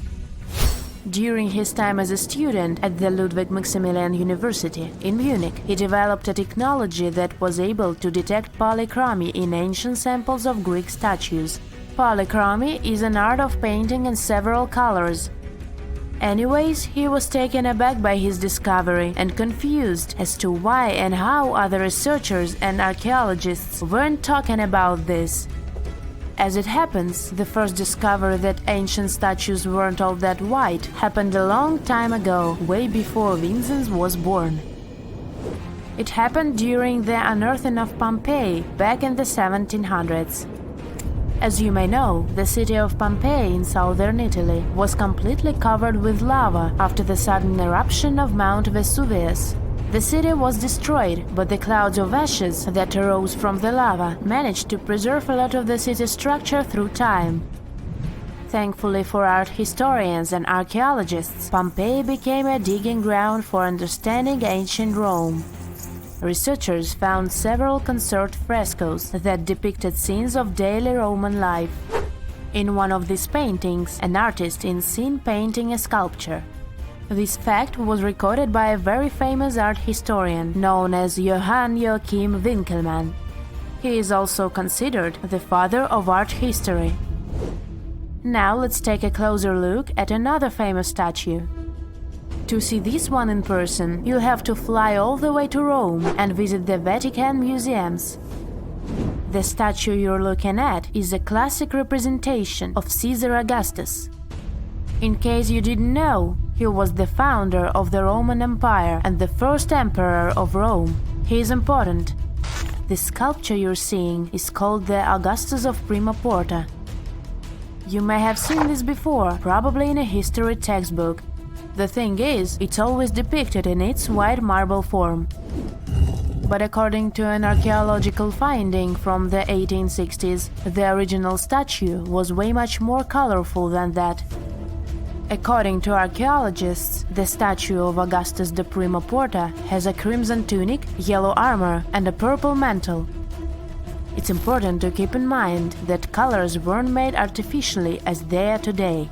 Artists could only produce color from natural resources, so purple, for example, was an extremely difficult color to make. Back in the day, they derived purple from the mucus of a rare species of snail, meaning that anyone who used the color purple to pigment their art and clothes was powerful and wealthy. Well, this looked like enough proof for me that ancient statues weren't always white. But as we can judge by the look of our modern museums, there didn't seem to exist enough interest in the art community to further explore polychromy on the ancient statues. But remember that archaeologist we talked about, Brinkman? Well, he has been collecting data on polychromy since the 1980s. At a certain point, he even began making colored replicas of such statues. The technology used is far from simple. To reconstitute these ancient works of art, Brinkman makes a 3D plaster copy of them. Then he paints them by hand with the help of his wife. To find out which color were used in the original sculptures, Brinkman uses UV light.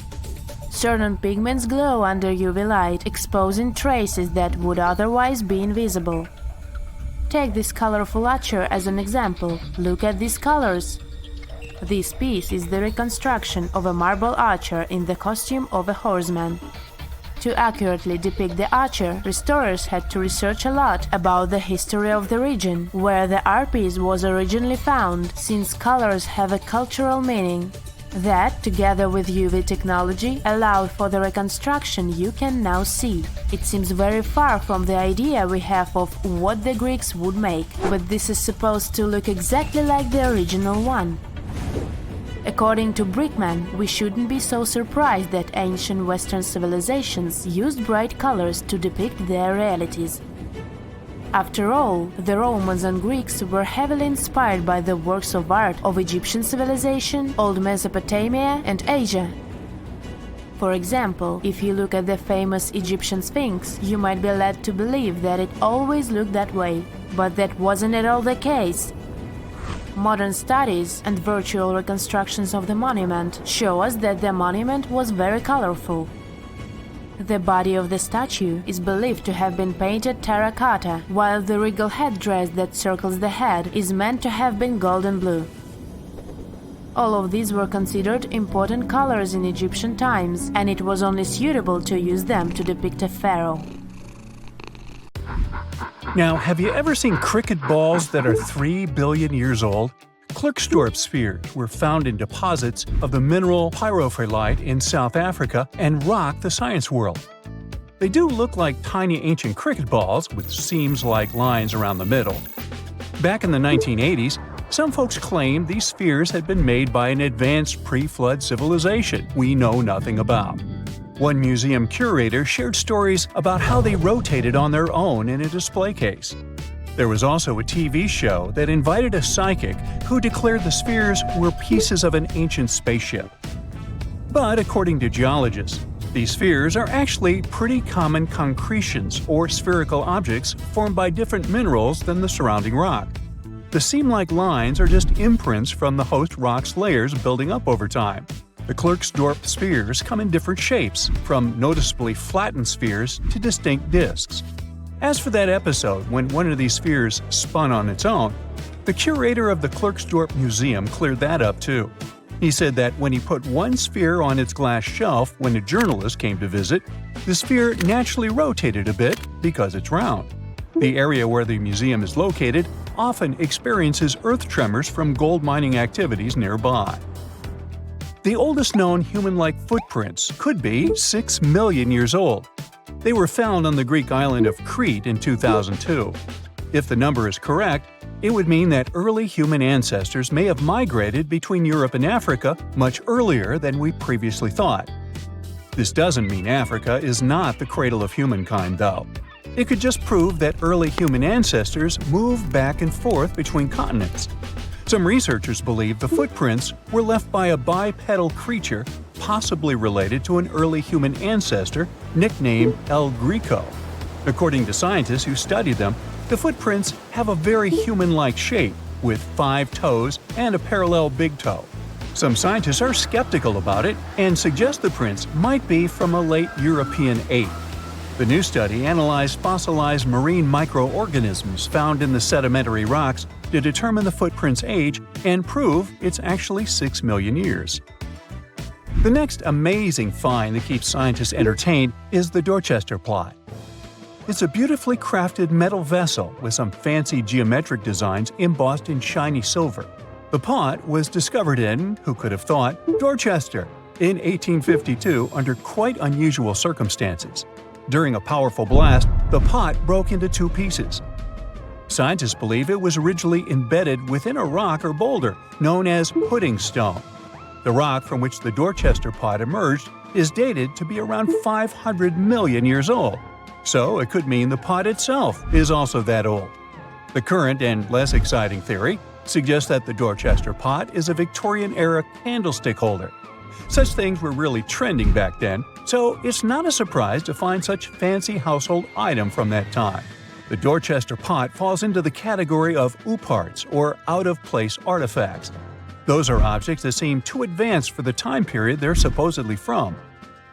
If we accept that the pot is 500 million years old, then whoever made it was way ahead of their times in terms of crafts and tech. One extra mystery is that the pot has an engraving of a plant that most likely disappeared from Earth over 100,000 years ago. Sounds like good proof the pot is really extra old. Now, it looks like the oldest map in Europe is a stone from 4,000 years ago. This Bronze Age slab was found in France in the year 1900 at an ancient burial ground. The carvings on the slab show in 3 dimensions the River Odie network with a fantastic accuracy of around 80% over an 18-mile stretch. There are other stone-carved maps around the world, but this one is unique because it shows a specific area to scale. Looks like the slab's carvings don't just map rivers and hills, but also settlements, barrow sites, and field systems. Archaeologists say the slab wasn't used for navigation, but rather to symbolize power. The detailed markings on the slab might have served to illustrate the domain of a local ruler, possibly a prince or king, to show their control over the territory. When the ruler lost power, the slab was likely repurposed as part of a burial vault. The unique artifact was stored in the cellar of a museum. For decades, no one even noticed until several scholars read older reports about the slab and decided to check it out. They conducted a detailed analysis using 3D techniques. Their research proved that the creators of the slab had not only etched lines into the rock, but also modified its surface to reflect the topography of the landscape with high accuracy. The Salzburg Cube, also known as the Wolf's Egg Iron, was discovered in the late 19th century in Austria. Now, don't let the name mislead you. It doesn't look like a cube at all. It's more like a rounded object with two flat sides. Down the middle, there's a groove, and the surface is covered with pits and craters. This unique appearance is the reason why many people think it might be something out of this world. Workers accidentally found this artifact when they blew apart a piece of coal. The coal seam it came from is thought to be over 60 million years old.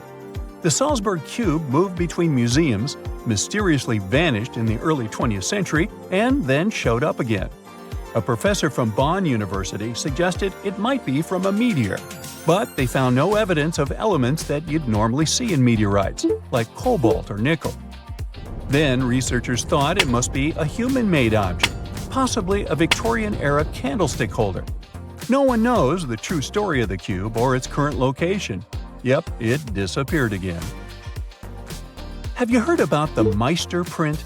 It's a fossilized sandal print discovered in 1968, and it has sparked a lot of intrigue. There's a trilobite inside the print, which supposedly went extinct around 500 million years before humans even existed. But many historians think this age is an exaggeration. When Meister found the fossil, it was authenticated.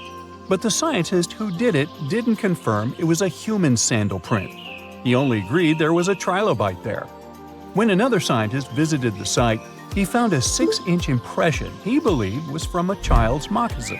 But the footwear seemed to be new. So, could it be evidence of time travel? Proof that humans existed millions of years earlier than we thought? Or a sign that someone else visited early Earth? Or is it just a rock formation that looks like a sandal print? We still don't have the answers. Back in June 1936, a couple was walking along Red Creek in London, Texas. London, Texas? Yeah, when they stumbled upon something unusual. It was a piece of wood sticking out of what seemed to be an ancient rock formation. About 10 years later, their curious son decided to crack open the rock to see what was inside. And he saw a hammer, which looked surprisingly modern. Then, one unique finds enthusiast decided that the rock encasing the hammer was from the Cretaceous period. This would mean that someone dropped a 19th century hammer while dinosaurs like Triceratops were still roaming the earth. So, if this hammer was truly from the Cretaceous period, then the whole evolutionary theory would be wrong. And if the hammer was modern, it would mean the Cretaceous rock formation it came from was much younger than we thought.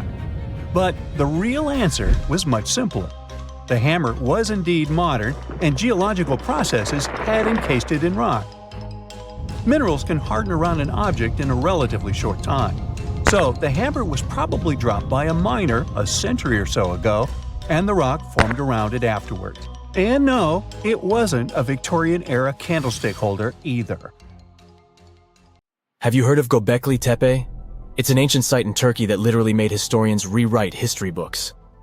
Over 11,000 years ago, a group of prehistoric humans crafted an enigmatic masterpiece that's even older than Stonehenge.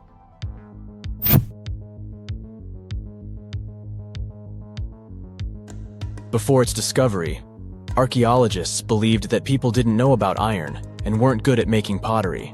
They were sure that settled life only emerged with the need for agriculture. But Göbekli Tepe changed this belief.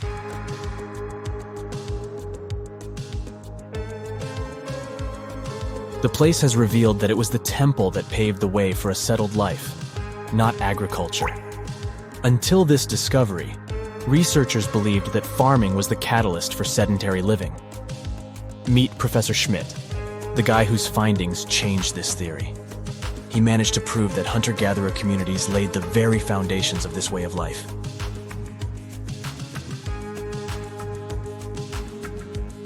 Back in the 1960s, other archaeologists visited the area, but they totally missed the mark. While surveying the region, they stumbled upon a hill with scattered limestone slabs and concluded it was just an old burial ground from medieval times. Little did they know that there was so much more to uncover.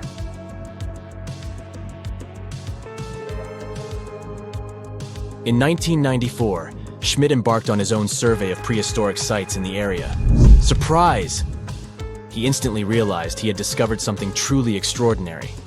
Unlike the nearby flat and barren plateaus, Göbekli Tepe had a gently rounded top, rising 50 feet above the surrounding landscape. Funny enough, the translation of this place's name is Potbelly Hill. Schmidt was sure only humans could have made something like this.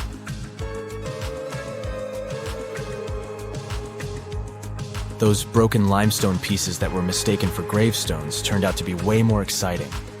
It was like stumbling upon a hidden treasure. The pieces took on a whole new meaning, and Schmidt with his team was about to dive into the secrets waiting beneath the surface. To their surprise, they found no traces of a settlement, no hearths for cooking, no houses, and none of those adorable clay figurines commonly found in nearby sites of similar age. However, they uncovered that those ancient people used tools like stone hammers. So, Schmidt and his team put their heads together and took a wild guess at the age of Göbekli Tepe's stone structures. Their estimation got backed up by some limited carbon dating done right at the site. The ancient vibes of this place were finally starting to make sense. It was like a puzzle slowly coming together.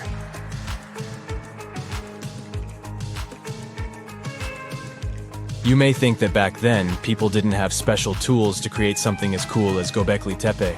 Not true. Turns out, these prehistoric folks used flint tools instead of fancy metal chisels. They were also skilled at chipping away softer limestone and crafting pillars right on the spot. Afterward, they carried the pillars a short distance to the summit and placed them upright. Once the stone rings were complete, they covered them with layers of dirt. Over time, they added new rings, and voila! You've got a cool hill to impress people in the future.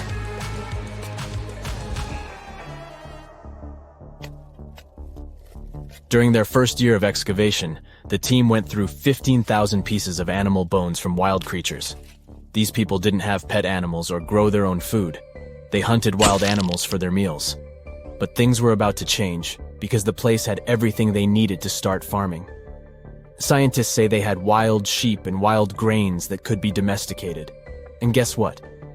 Just 20 miles away, geneticists found evidence of the world's oldest domesticated strains of wheat at a prehistoric village.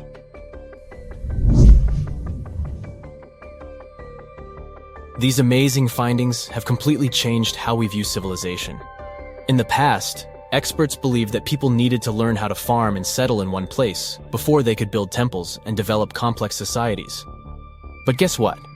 Schmidt's research flips that idea on its head. He claims that the incredible effort put into constructing these astonishing structures actually set the stage for the development of advanced societies. It means that societal and cultural changes happened before agriculture. Schmidt has this fascinating hypothesis about Göbekli Tepe. He thinks it could have been a special burial site where people left their loved ones. And here's the twist. The burial site was adorned with fancy statues and symbols representing deities from the spiritual realm. The idea that Göbekli Tepe could have served as a sacred place adds another layer of complexity to the whole story. While the site's true purpose may remain elusive, Schmidt's insights invite us to consider the profound interplay between life and the afterlife, and the deep reverence ancient hunter-gatherer societies may have had for their departed ancestors. Now let's talk about the stars of the show, the mesmerizing T-shaped columns that dominate Göbekli Tepe. These mysterious structures range from 10 to 20 feet tall and most likely represent stylized human figures. But one figure stands out from the rest, the three-dimensional lion relief. This depiction really fires up our imagination. Why? Because it hints at the possibility that lions roamed Anatolia during the Neolithic period.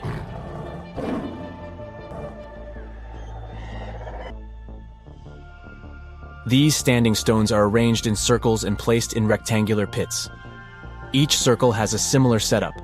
Two big T-shaped pillars in the center, surrounded by slightly smaller ones facing inward. Talk about a stylish arrangement. These towering pillars reach a whopping 16 feet and weigh between 7 and 10 tons.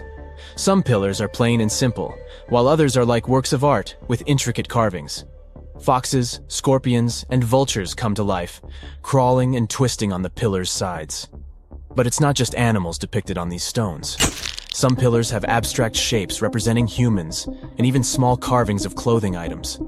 Some of them even have belts. Now, there's one pillar that stands out from the rest like a rock star. This super old stone pillar suggests that a comet crashed into Earth. It happened during a chilly period that lasted about 1,000 years. Previous studies examining Greenland ice cores hinted at this comet theory, but now the carvings at Göbekli Tepe prove it right.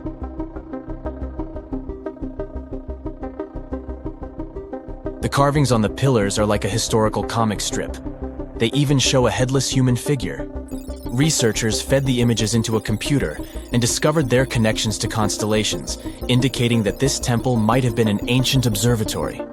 It's like our ancestors were trying to document this cataclysmic event in their own unique way. Archaeologists have been excavating and researching Göbekli Tepe since the mid-1990s, peeling back layers of history and providing us with a deeper understanding of the intricate relationship between various elements. They have no plans to stop the whole process for another 150 years. Who knows what else they'll find? You see, Göbekli Tepe has been labeled purely as a ritual site with no signs of domestic activities. We were led to believe that the absence of water meant it couldn't support semi-sedentary communities. But scientists believe it's time to shake things up and approach Göbekli Tepe with fresh eyes. It's time to question what we believed before and use new evidence and different ways of thinking. Like, there might have been a group of people living in the area who didn't stay in one place all the time. They moved around a bit but still had their own civilization, living in the area semi-sedentarily. Göbekli Tepe is not just home to a single temple, but an astounding collection of over 20 ancient structures. As archaeologists delve into the depths of this wonder, they are unraveling its unique layout, featuring 2 prominent focal points at the heart of each establishment, complemented by smaller structures and dividing walls. What's even crazier is that in this area, there are over 200 obelisks, which are narrow tapering monuments.